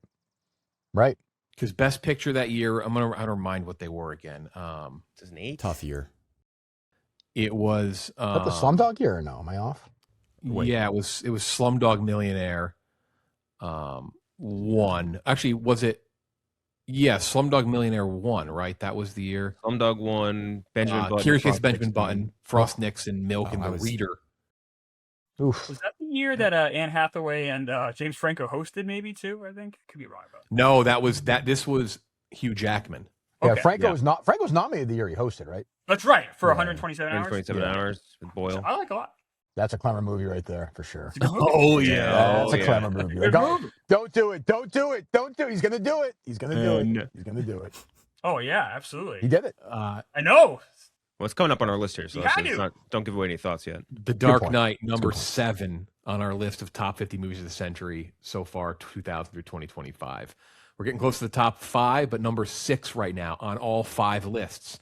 8 for me, 55 for Kirk, 2 for Kenjac, Klemmer 33, 12 for Gooch. Thought it would be a little higher. Kenjac, I think you saw it before any American human being, and that is Possibly, yeah. Parasite from Bong Joon-ho, 2019, the second 2019 movie to end up in the top 10. You gotta say it like Jane Fonda when you say it, Jeff. Parasite, yeah. Parasite. One of the great. I mean, one of the great. I know people like My Eyes See Oppenheimer, but that is she delivered in terms of drama in a moment. She reads it, she pauses, she looks around them, she goes, Parasite. It's a great Best Picture winner delivery. Mm-hmm. Yeah, that's it's one of my favorite movies just ever. I love it so much. Beautiful. Shout out Brett, got me the copy early. It is, I think, one of the, like, you were talking about like some of the best editing. I think this one like really, really moves at such a great pace. And when you're thinking about we talked about this a little bit with No Other Choice too. Like, for some reason, foreign cinema, I feel like it's gotten such a better way of like dealing with this sort of a class issues, whatever, without beating over the fucking head with it. Right. You know what I mean? Like, they find a good like middle ground of like making it so absurd that you can still have a good movie plot. Yeah, that's a good without point. having like Yeah. to like fully stop your train and be like, well, this is why the things work this way. Just Right, to, like right, literally right. explain it to you out loud. It's so fucking annoying. And the whole cast, top to bottom, insane. One of the great endings in all movies, in my opinion. And just, man, that house is just gorgeous. And then like the going back and forth to like their basement hut is so great. There's so many beautiful, beautiful shots. Such great music. Such a great theme. I could go on about it forever. But yeah. Again, good ending.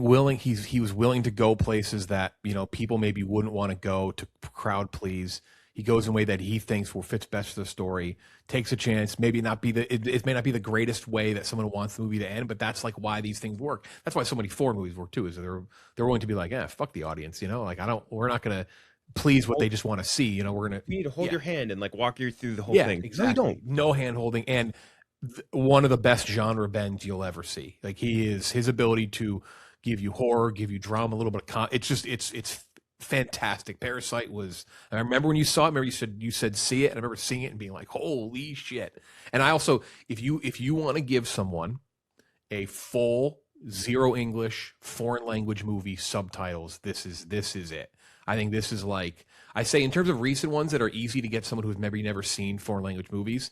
Anatomy of a Fall is a great one because there's a blend of English as well, where it's like not full on whole movie subtitles. I think give them Anatomy of a Fall, give them Parasite, and be like, look, this is the world beyond just American movies. But yeah, Parasite's Just the visual element of Parasite too. Like you think about that apartment they're in, that shitty apartment, then the amazing house, and then underneath the house, like each thing looks different, feels different. Like the production design in this movie is, and the way it's shot is almost unparalleled. I think we talked about last episode. This is where, to me, you can really see the Fincher influence. You know, I think it's really all over this movie. You know, it's. I mean, I don't have as high as you guys, but it's great. I mean, I have it in the top 60 or whatever. It's a fucking great movie. I was about to say this is very similar to Zodiac for me, Very where similar. it's rewarding on rewatching, and the way it just unravels is just so rewarding and frustrating at the same time, and just gut punch. And to its credit, I think the legacy for the movie will be its legacy within international cinema. I mean, this completely changed the paradigm for general audiences in terms of like going to see these types of movies that maybe they never would have before. And its Oscar run is one of the great Oscar runs of all time. oh, Crazy. And I like 1917. I know a lot of people mock it, but like this took down a like big time front runner, and I mean, and Once Upon a Time in Hollywood and Martin Scorsese. And Yeah, this is one of the great movie years of all time. yeah, and it just, him going up and accepting the awards and like being drunker on stage because he doesn't think he's going to win anymore. And then I mean, we were in the office doing a live stream, and I'll never forget when we have it like bet on it. We were like, everyone like take Parasite. You never know. There was this weird momentum on red carpets through awards season. You were like, man, this feels like the movie everyone. And you knew voting had changed. They added more. You're like, yeah, it's like this could happen. And when he won Best Director, it was like, whoa, wait a second, is this about to happen? Yeah. I watched that. I watched those Oscar between Spike Lee like all the time. thanks Scorsese. It's pretty cool. Yeah. Top 5. Number 10, Blade Runner 2049. Number 9, Once Upon a Time in Hollywood. Number 8, Mad Max Fury Road. Number 7, The Dark Knight. Number 6, Parasite. No. Number 5, everyone's top 25. 25 for me. I might have fucked this one a little bit. 10 for Kirk. 14 for Kenjac. 15 for Klemmer. Number 1 for Gooch. All right. Number 1, and that is Paul Thomas Anderson's 2007 There Will Be Blood. Gooch, number 1 for you. Perfect movie. Perfect movie. It's the only thing from the century that I think even comes close to The Godfather, which is my number 1 movie of all time. Just a complete epic tale of American, capitalism, tale of American industry, just everything inside of it held together by the best performance of the century, like just bar none. Like he is Daniel Day-Lewis is so fucking good in this movie. It's unbelievable. And Paul Thomas Anderson is just working at a level that, I mean, he has a great filmography, but I don't know if he's done a better job directing, at least in my opinion. Like this is so fucking good. And then like you get Kieran Hines in here. Like there's so many great. Paul Dano out of fucking nowhere. He was hardly supposed to be in this movie. It shows up and gets thrown into having to play twins and just does a perfect job. I mean, I'll let you guys talk more about it, but I think this is the best movie of the century easily. Kirk, 10 for you. Modern Citizen Kane. I mean, it is like a horror movie. It's Day-Lewis is. Yeah, I have to put his performance number 1 this century. I put Kate Blanchett pretty close, honestly, in Tar. Unbelievable. Like the Dano thing I know is divisive. It works for me. The last scene between the two, I think I'm finding to be, the more I watch it, the less I love it. That's why I kept it. I could have had a 2 or 3 very easily. But yeah, just fucking unbelievable. And like a runaway, like you had to give Day-Lewis the Oscar that year. He blew everybody else away. I mean, to me, like the first hour is unbelievable. Like I've never seen anything like it. It's his best movie, PTA, and I think it always will be. Like I hope I'm wrong, but I just don't think he'll ever make a movie better than this. I don't know if you can. I could have hung out with with the father, Daniel Day-Lewis and his son, like for like that could have been like a Netflix miniseries, just them going around trying to find oil. It's fun. Like Yeah, fun hang. Yeah. The first hour until Daniel kind of the Plainview and obsession, his the dead tragedy son, this of alive. fucking psychopath and this poor kid. Yeah. Oh yeah. I think the Daniel Day-Lewis character changes though. Obviously, we see it by the end, but like becomes a little monster, changes yeah. throughout. Yeah, like before he becomes a monster, that's like an enjoyable ride. But he's always kind of a right. monster though too. Yeah, yeah. And that's the brilliance of the movies. The traces are always there, especially when you do this on rewatch. Like you see, oh no, there's like glimmers here of like where this guy is really going to fall. That's why the ending, the first time I saw it, I didn't love it. I felt it was too rushed to me. But then when I watch again, I'm like, no, it was my fault. I missed it. Like it's all there. You just got stuff with the brother. Is he the brother? Just great stuff. Just great stuff. And it looks great. God, it looks great. Oh, it's amazing. Mental deterioration, just like a guy's like singular desire to win at all costs is always like I think of a very compelling. It always makes for compelling cinema, and then when you have Daniel Day-Lewis doing it, like one of the best actors of all time, so it makes it even better. I'm an oil man. What do I tell you? Think in front of me, Al. Also, yeah, the performance. I mean, just Daniel Day-Lewis. Like, if we did best performances from this list, I would assume this gets plenty of first place votes. We're going to talk about Lincoln, I know, in a second, so I don't want to get too right next. Going next. Right before Castaway. Number 4 in all 5 top 10s. 6 for me, 9 for Kirk, 4 for Kenjac, 5 for Klemmer, 7 for Gooch. Wow. One of my greatest of all time. That is 2009 Quentin Tarantino's Inglourious Bastards.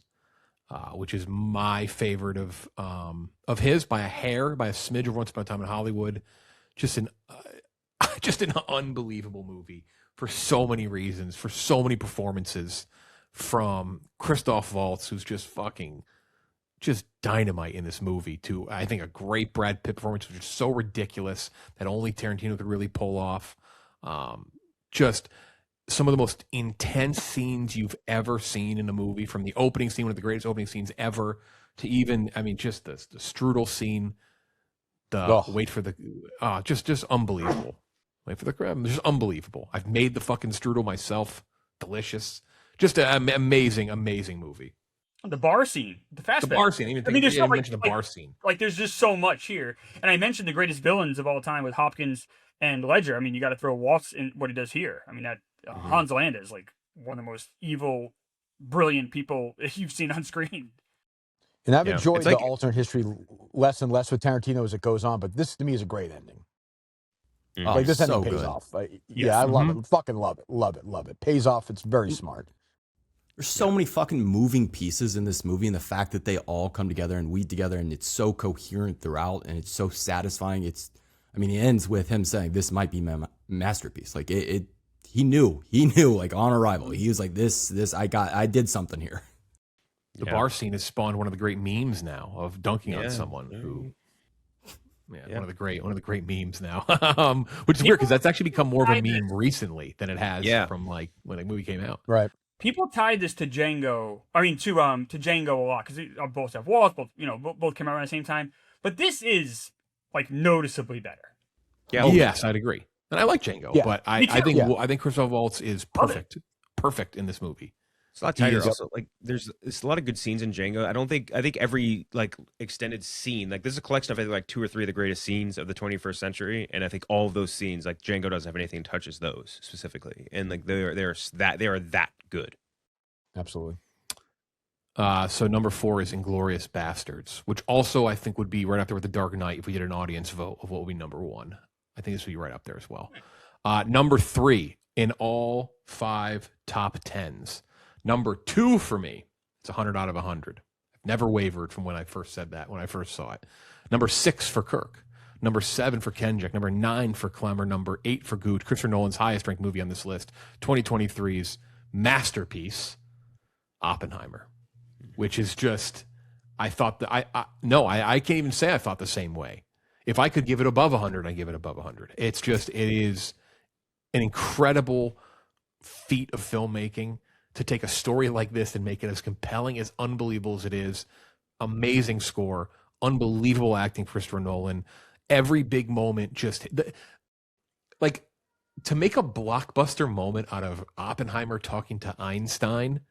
What a sicko Christopher Nolan is. Like that is like, but the ending is it's amazing. It's amazing, and the build up and the nonlinear storytelling. And obviously, he took a lot of cues from Amadeus, as he's always said. And like, if you watch those parallels, it's great. But it works. Like the black and white, the color, two perspectives. It's just unbelievable storytelling. And he could make the Odyssey could be like an amazing achievement in a 98-99, but like I don't know how he'll top this, and he'll come close, I'm sure, many times. But Oppenheimer is just I've talked about the same way since I first saw it, and I just only feel greater and greater about it since the montage scene in the beginning with the practical effects and the music. If you know me, you know I love this movie. And, amazing. We spent a lot of time talking about biopics last week. This is a biopic that's not afraid to make its lead a very complicated figure. You know, I mean, this guy's dropping his kid off. Like this is, and there's not a bad. I mean, you know, Josh Hartnett, Pugh, obviously Downey, Damon is fucking great. Casey Affleck in his cameo. Like everybody in this movie stepped up. Everybody stepped up. I went in expecting it. The rare time you went going expecting something to be great and exceed your expectations, which it did for me. Mm-hmm. So yeah, it's one of the greatest. Damon should have been nominated. It's the most important role in the movie because it's like the humanizing, grounded element. Yeah. Me too. Yeah. I think Damon's better than Downey Jr. too. I agree. No, when Damon leaves the movie, you're like, oh shit, like things are about to get really fucking serious. Like the fun is over. Yeah, it's not just them. Like to your point, like it goes down. Like you can go 10 more down on that cast list, and each person has a moment. Matthew Modine, great performance. Dane DeHaan. Yeah. Jason Clarke. Safdie is great in it. Rami Malek is good in this movie. Alden Ehrenreich. Like this movie is stacked to the brim with just great performances of people who understood the assignment. The production design is incredible. The score. I mean, Göransson, it's immediately like this. Yeah. He was on the cusp, but it was a full establishment of this is our next guy. Like this is the next big John Williams or Ennio Morricone. Like this guy is going to he's going to be around forever. Like he is going to dominate.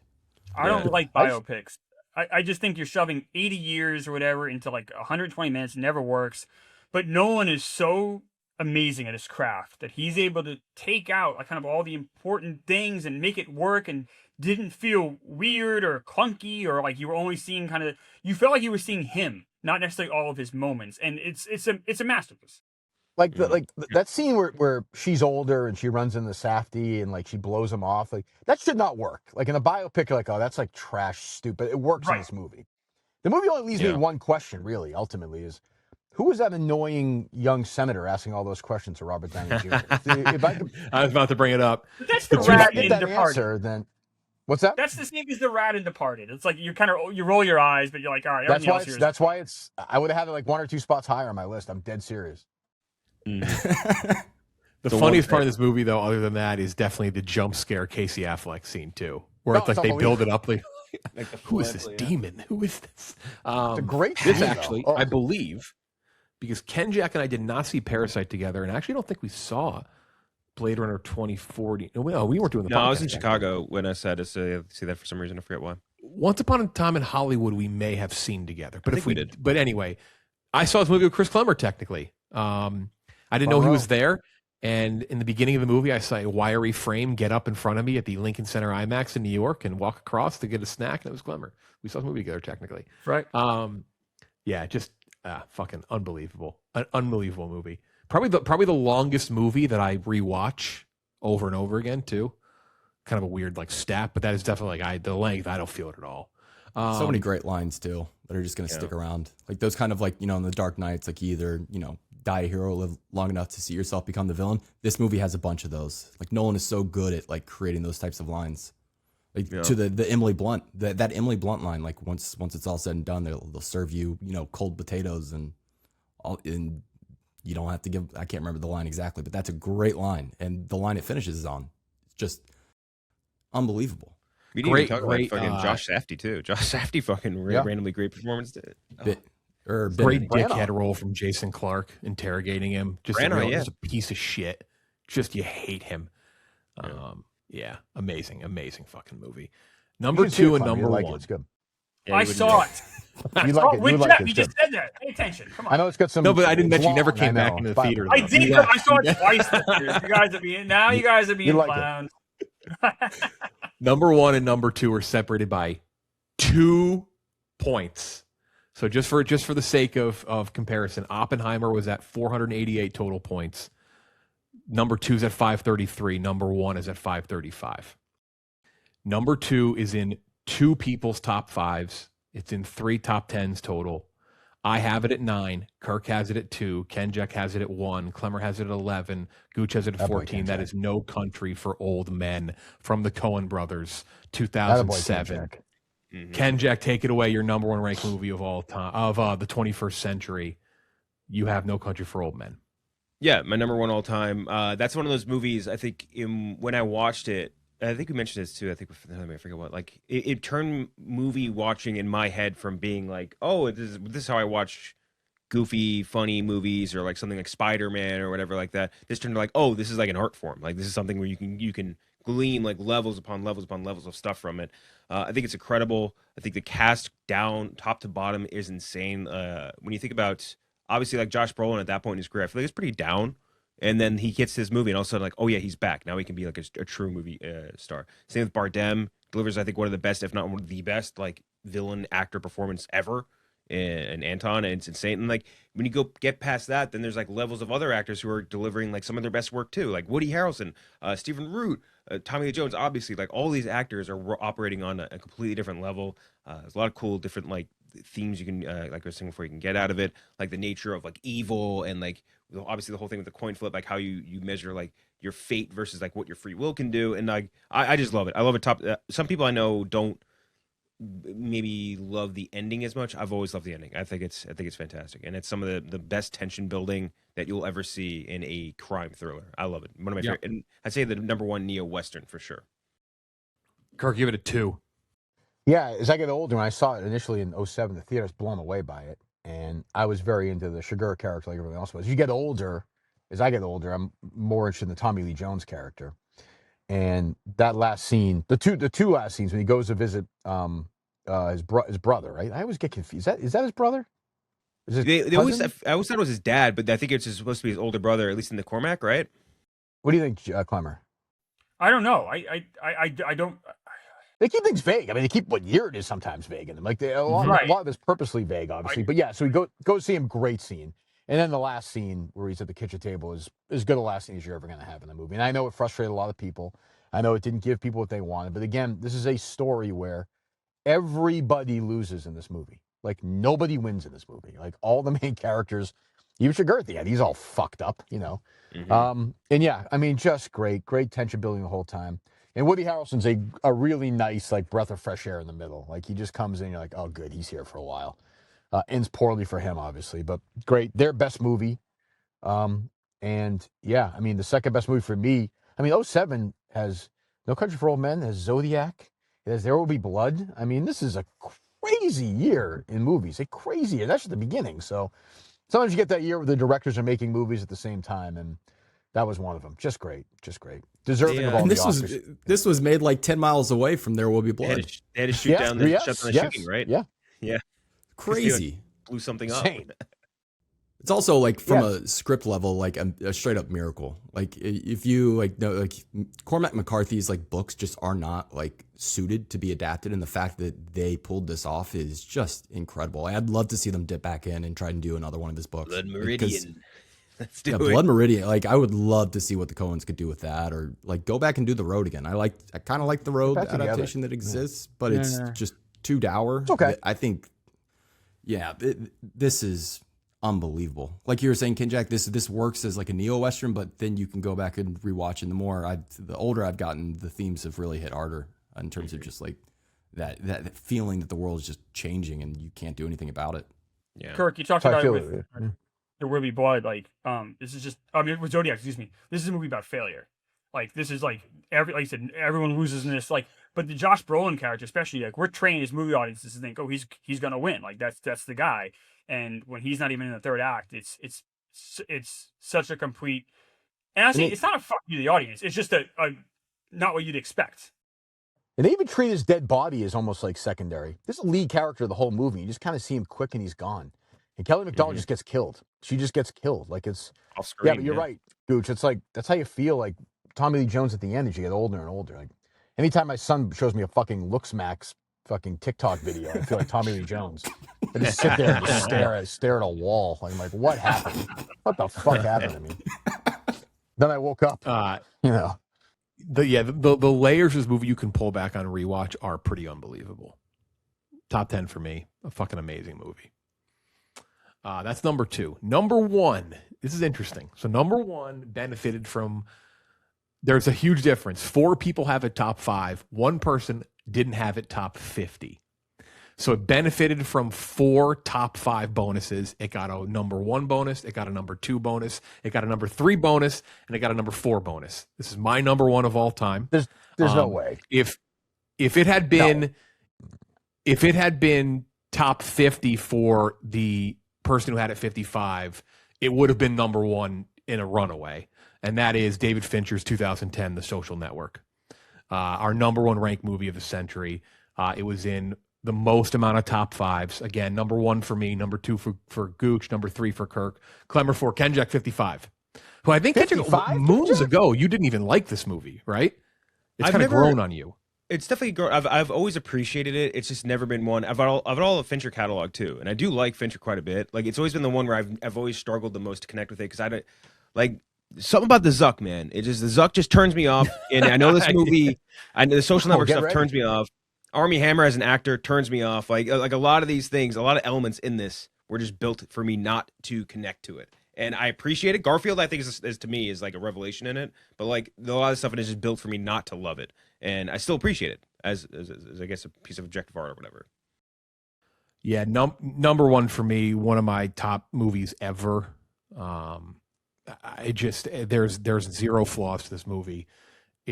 Incredible acting. Should have won Best Picture. Yes. King's Speech won the year that this was nominated. I would argue if you ask people like retroactive winners, this is probably the one I think most people go to. It's often said that this should have won Best Picture. The score is fucking dynamite in this movie. A perfect score to screenplay combination. The quick, in-your-face, nonstop dialogue of a Sorkin script. The score is just, it matches it so well, and I hate just focusing on that first more than anything, but it just unbelievable. The behind the scenes of this movie is incredible. Why anyone likes working with David Fincher is a mind blowing. He is so intricate, but that's why this works. That first scene, even him breaking down why he had so much noise in that first scene when they're in the bar together and how like realistic he made it, and just like the background and how every little element of this movie. I think it's a masterpiece from him. The story is beyond compelling, casting great. The Mark scene when he's yelling, Andrew Garfield yells in and slams the computer, slams the keyboard or the laptop, just fantastic. Every way, shape, and form. Even like the scene in like the nightclub when they're yelling about getting rich. Justin Timberlake, great small role here. Perfect casting to like elevate. Because that's a character where like if you know who Sean Parker is, it makes sense. But if you don't, you need someone playing that role that elevates like the aura of someone like that from that time period. So yeah, I just unbelievable, and just the framing of everything, the color usage, just unbelievable. And again, though it's like if I had to pick one thing, it's that Reznor and Raw, that Trent Reznor Atticus Ross score is just teamed up with Sorkin masterclass is just amazing. So 9 number 1 of all time, our number 1 of all time. Gooch, you have it at 2. Yes. I don't think, and this is gonna, I think, be a problem as the further away we get from when the movie was made, but it's incredible like how insightful this film was into kind of Zuck. Like looking back now, it's easy to say like, wow, he really like, it's obviously like the negativity around the social media, like the social network and like kind of the fallout from it. But in the moment, people loved social media. People loved Zuck. People loved Facebook. There was no evilness behind it, or at least it wasn't as prevalent like the way we talked about it. And he was just so unrelenting towards Zuckerberg and just how he was as a person. I think Eisenberg, his take on Zuck, like instead of trying to do like, this is what I worry about with Jeremy Strong. I think he's just going to do a very great impression of him. But Eisenberg does he almost creates a character out of Zuck. Like he creates someone completely new, and it works. So it works in a way that like it doesn't even need to be about Facebook. Like it's so brilliant. I love the film. And Fincher and Sorkin need to get back together because they are just a perfect pairing. Like that coldness of Fincher brushing up against just the dialogue of Sorkin, it works so fucking well. Kirk, you have a top three, number three for you? Yeah, I mean, I'm not gonna say new, but Social Network, Great Marriage, again, the best working director still, although he's in Netflix jail, and Sorkin at his best, like just great. Guy who plays Larry Summers, great. Of course, later I think Larry Summers is in some trouble later. Am I correct? If we look him up, it might be worth looking up. Army Hammer is great. I mean, look, it's not. We don't love saying that, but he's great. And the device of the deposition works. A lot of it, which is kind of like Oppenheimer in a way, really. Yeah. Like that as a framing device, it just works. It's a smart move. Rashida Jones very likable, so you're kind of going for the ride, and yeah, it lands. I think it's a very worthy number one. It's not my number one, but it's number three. So if you put a gun in my head before and asked me to predict what would have finished number one on this list, I would have said either this or Oppenheimer. So I can't say I'm stunned. Here's our top 10. Greatest movies of the century, all since 2000 through 2025. The top 10 movies of the century. Later on, 2049, Once Upon a Time in Hollywood, Mad Max Fury Road, The Dark Knight, Parasite, There Will Be Blood 5, Inglourious Basterds 4, Oppenheimer 3, No Country for Old Men 2, The Social Network 1. Very fun project. I very much thoroughly enjoyed doing that. Let's do a couple quick stats here from these movies. In terms of what our top 50 was, who showed up the most, years that we saw the most. Kirk, you kind of pointed it out, obviously. There's a couple people who definitely were going to show up on here a few times based on just thinking about the movies that we've said. That's 50 movies, 115 hours, 36 different directors, 14 countries, 4 languages. 2007 had the most movies. Zodiac, There Will Be Blood, Superbad, No Control Man, Michael Clayton. 2017, 2015 both had 4.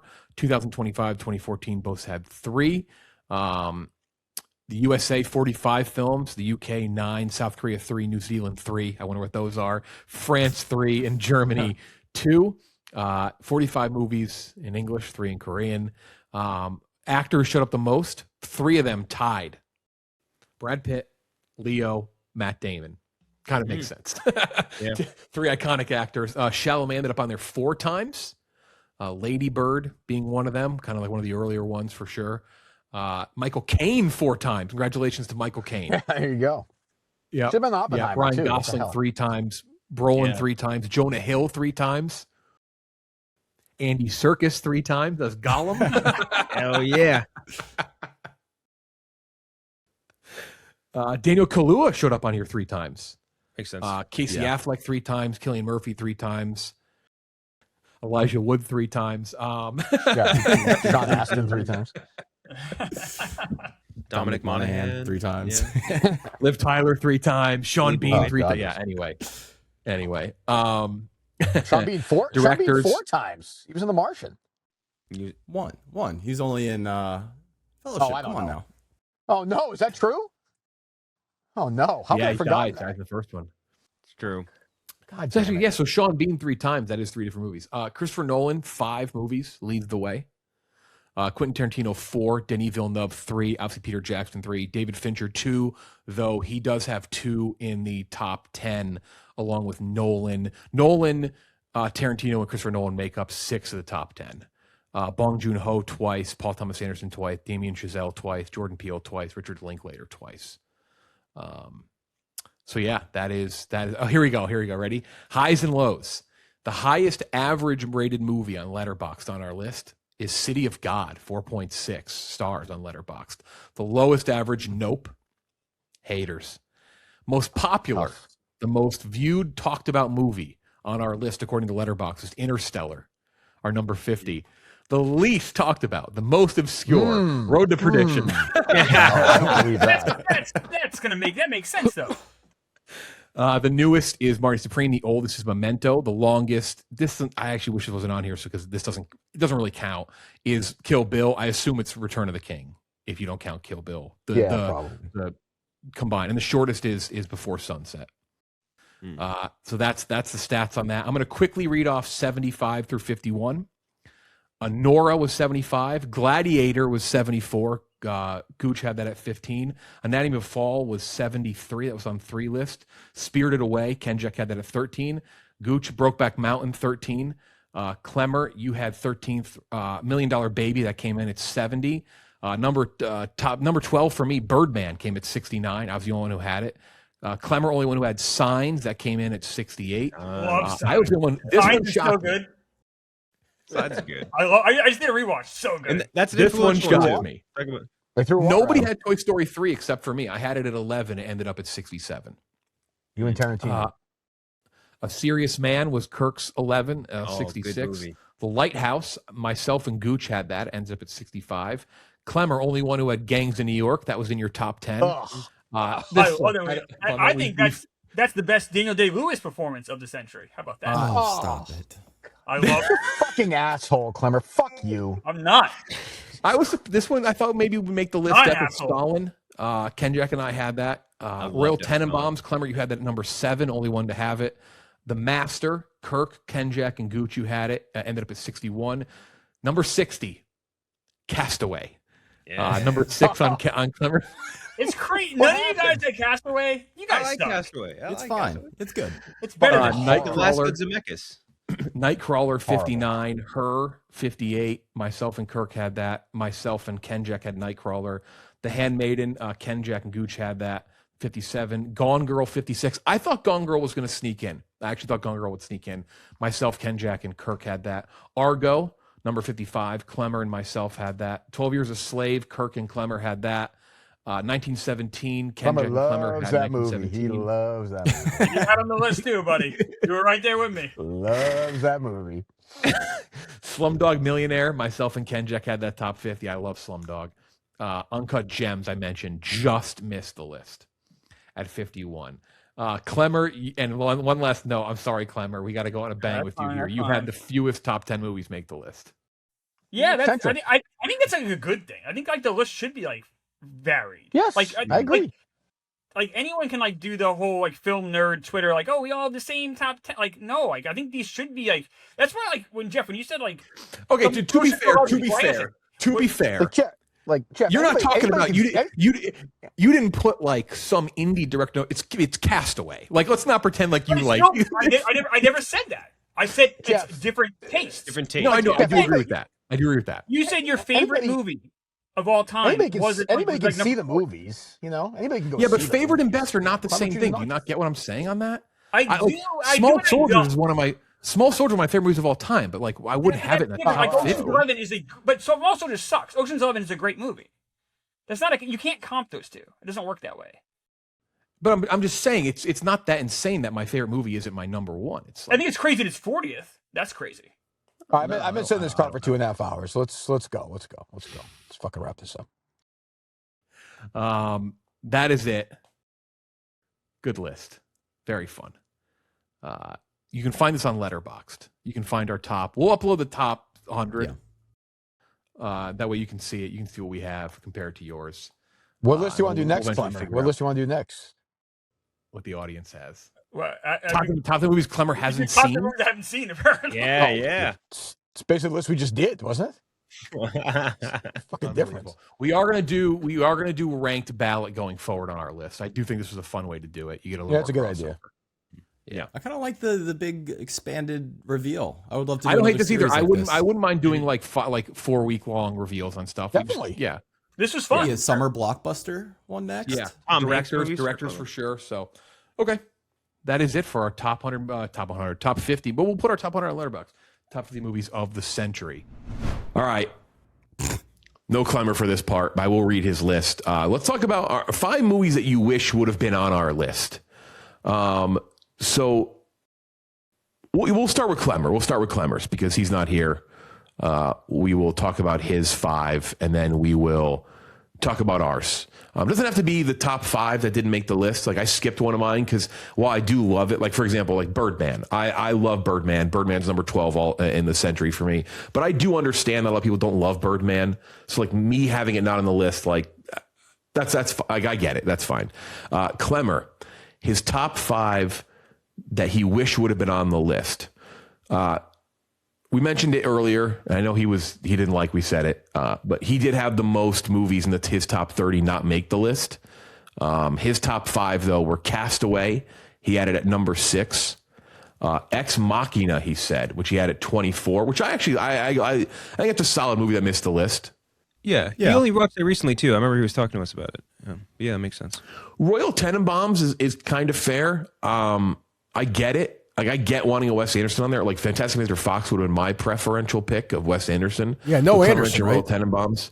No Anderson. Say it again. No Anderson, No, right? Anderson. No. Wes Anderson did not make the list. Nope.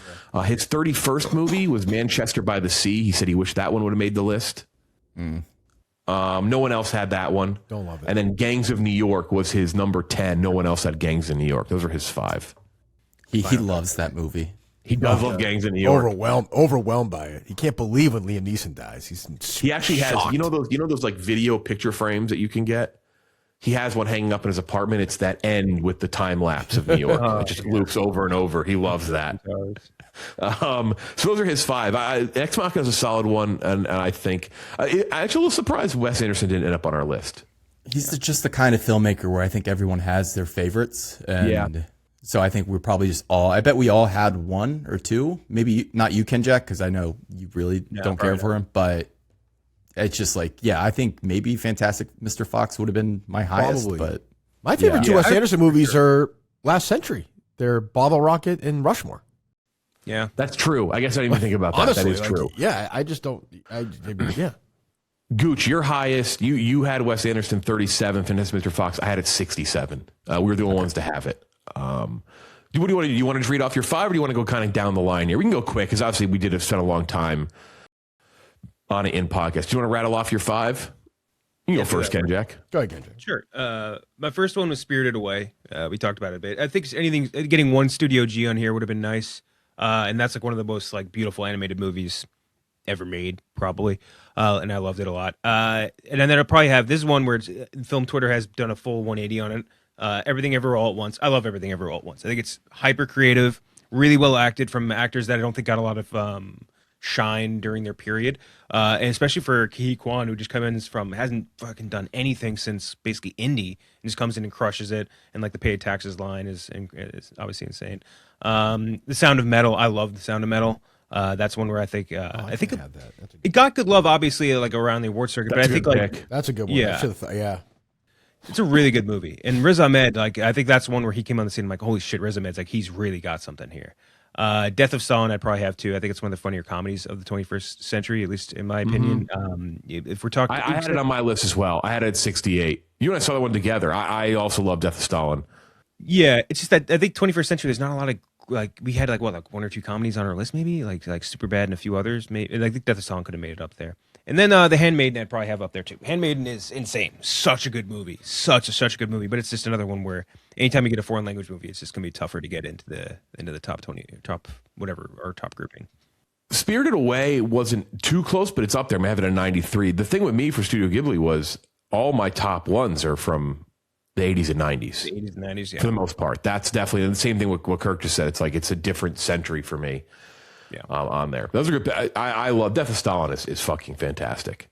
Yeah, just I think like, and I just think not as beloved as it should be, but also given what type of movie it is, how it was released, like it's obviously smaller.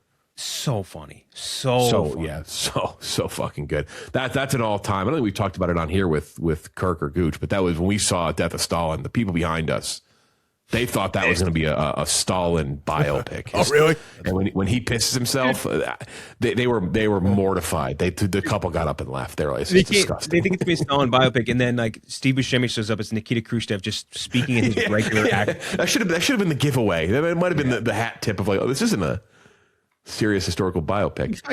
Gooch, what are your 5? I had Brokeback Mountain at 16, which I get why I didn't make it, but I do think it's like in terms of romance, pure romance movies, romantic dramas, tough to beat. I think it is my number 1 from the century in that genre. Gladiator did not make the list. Yeah, it was on my list. I think that is because Klemmer does not like it. Kirk, how do you feel about Gladiator? I like it. I don't have it on the list. I like it. Did not make Probably in the top It 100. was close for me. Yeah. This is. Can we all agree though? This is the movie that if you polled the general population, this probably would have been top 5, maybe at least top 10, right? Probably. It's old. That's the only thing. But yeah. Yeah. But yeah, you almost think of his last century. But yeah. Yeah. I love it. Had Shrek as my next animated feature. Shout out White Sox Dave, but I love Shrek. I would have liked Shrek on here, and I actually didn't have Shrek, and I have Shrek rated really high. But Shrek is, I know we're not doing like most important, but Shrek definitely is like in terms of cultural relevance and like all like it. Shrek would have, if Shrek would have been on the list, I would have had absolutely zero problem with that. And it's just grown too. I think his next Shrek is legitimately going to be one of like the 10 biggest movies of all time at the box office. They're like redoing some of it, right? Because people didn't like the animation style. Oh, is that true? It was terrible. Right? Are they changing it a little bit? Which they very famously redid the entire movie the first time because Mike Myers got recast instead of Chris Farley. He wanted to have a Scottish accent. They reanimated the whole fucking movie. Right choice. Right choice. Yeah, it was smart. Definitely the right choice. And then Little Women. You know I have to. Come on, Little Women. No bigger Little Women fan out there than Gooch. Number 27 on the century for me. And then Master and Commander, a movie I rewatched this past week. Yeah, I could have had that on easily too. Yeah, it just got swallowed up in the Return of the King year, and I think people just completely forget about it, but it is so fucking good. Pirates of the Caribbean, I think Pirates, really took their swag away, which sucks. There's a comedy on your list, Gooch, that I actually, if you would have told me beforehand, take a bet on or off, I would have said on, and nobody had it but you, but I know we all have it high, was Walk Hard. Oh, yeah. Oh, yeah. I didn't expect it to make the list. Bet that Walk Hard might have been on the list beforehand. Because I know we all really like it, so. The comedies, just people listening, the comedies are very underrepresented, obviously, on this list, but it's tough because, like the Wes Anderson conundrum, like you just have your favorites, and then you make space for those 3 to 10 favorite comedies, and they're not always going to align with 4 other people. It's just when you do this kind of, consolidation and this kind of scoring, the comedies get fucked. Like that's just the reality. One that I was surprised wasn't higher on your list, Gooch, and was on mine as well, and I thought it might show up on more, was Oh Brother, Where Art Thou? I thought it was going to be like top 10 for you. Where did I have it? I don't even remember. You had it at 40. I had it at 66, and no one else had it. Yeah, I mean, I love it. I could definitely, if you find me on the right day, if I just get stuck quoting Delmar, then yeah, top 10 for me. Kirk. I'm going to pick through 5 here that I just kind of wanted to note. I had number 20, which is The Squid and the Whale, which is my favorite of his movies by a mile. It's his best divorce movie, in my opinion, for sure. Very funny. I mean, it's a comedy, so yeah. I mean, 21. I wasn't sure how loose we could be with this from a documentary perspective. I do have Grizzly Man, Werner Herzog's movie about Timothy Treadwell, which is definitely worth watching. Yeah, sad story. My favorite Damon performance is number 22, The Informant.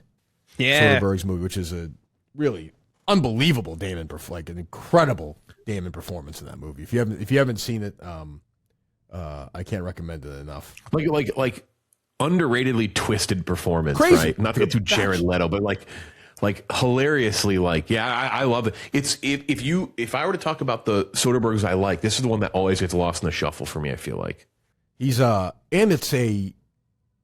he's a huge star at that point. We're in the middle of the franchise. Like he can do whatever he wants, and he just runs off and does this where he looks horrible, is horrible. It's just great, fantastic. I'll give 2 more. I like to list a bunch of them. I do have Insomnia, which I think is just fantastic movie. 37. I'll give you another blockbuster that I thought it's not on the list, right? Creed is not on the list, is it not? No, Creed. Yeah. Creed ended up very close because I had it, Kirk, you had it, and Klemmer had it as well. No, Creed is definitely one of those ones that I would have. I mean, it's partly my fault. Didn't have it higher, but I do love Creed. The first movie for me that didn't make the cut, I had 51. Just wanted to mention it. Is Shattered Glass, which is I think pretty terrific movie. And I think I have a Hayden Christensen starring movie in the list, but there it is, worth watching. I'm glad he's on there. Yeah. Who talks about that all the time? Yeah, my 5, my one for sure is Toy Story 3. I just think it's like a near perfect movie. It was 11 for me. I was shocked no one else ended up having it. So that's one I definitely would have liked on there. Toy Story 3. Uncut Gems, which was our 51st movie. Gems just missed the list. Kirk, you had it at 52. Gooch had it at 59. I had it at 18. I had that higher than Marty Supreme. That missed the list by a hair. Interstellar ended up beating it out. Another one no one else had, which I love, which is getting a gross American remake, is Another Round from a couple years ago. Which I think Another Round was maybe the best movie from that year or close to it. If you have not seen Another Round, absolutely go watch it. They're remaking it with Leonardo DiCaprio, apparently, from Thomas Vinterberg, Mads Mikkelsen in the lead role. Fascinating movie with one of the best endings of any movie you'll see.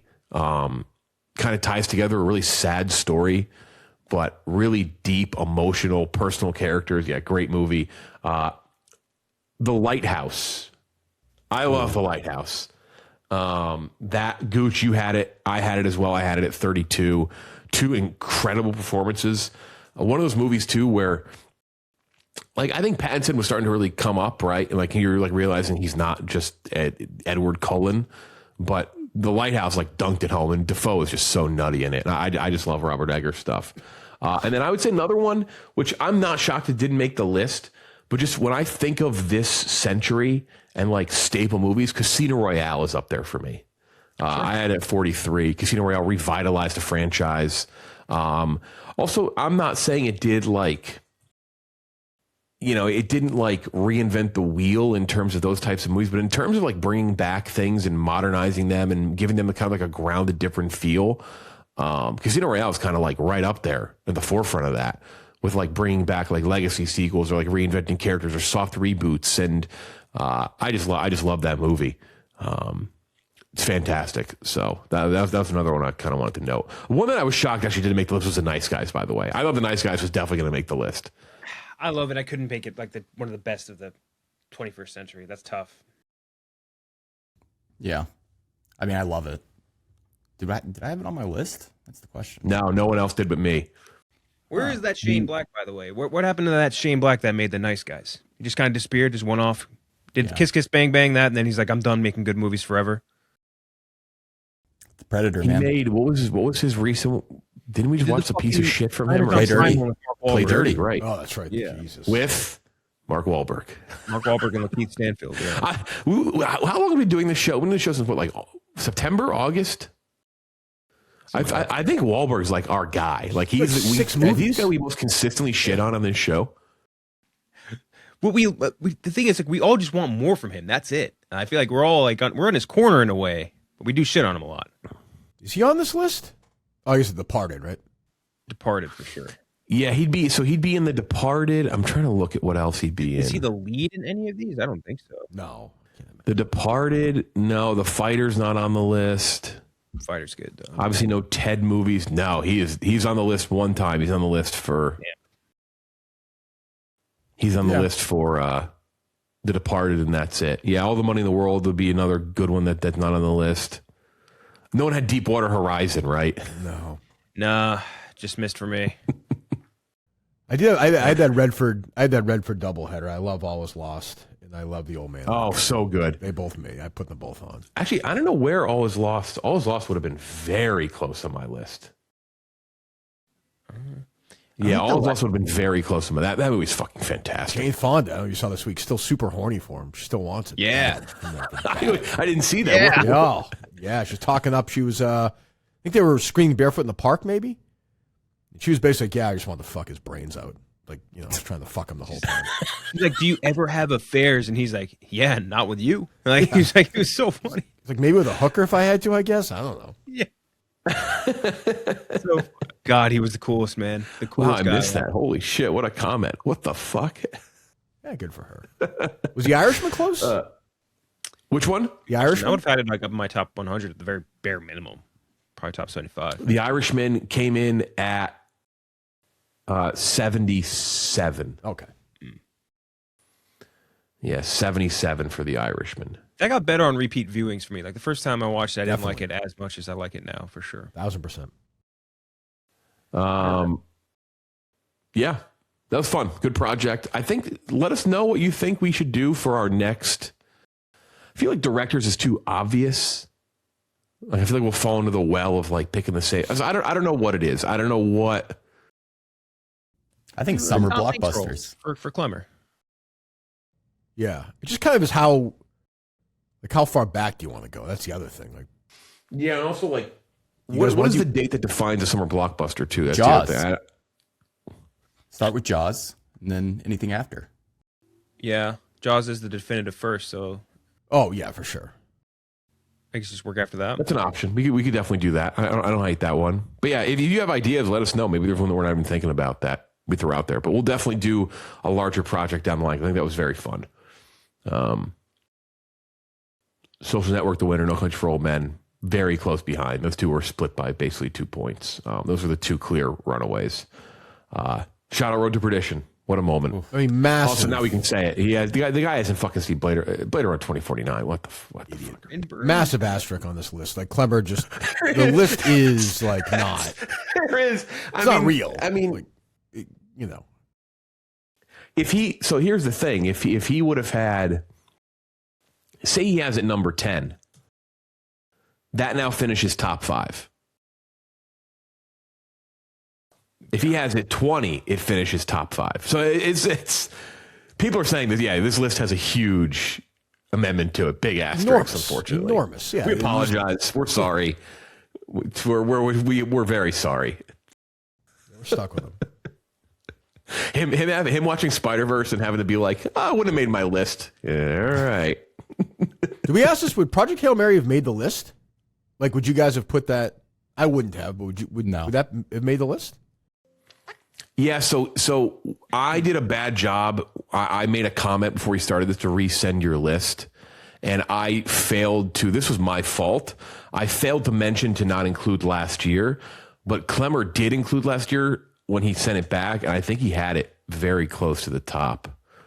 Like number I 1? might have it like the bottom. He had it 21. Wow. Yeah. Yeah, no. That was my fault, though, when he sent that. So I will take the blame on that one. All right, that's it. That is it. We enjoyed doing the list. So, yeah, any ideas, let us know. Otherwise, for Kirk, Kenjac, Gooch, I'm Jeff D. Lowe. We'll talk to you next time.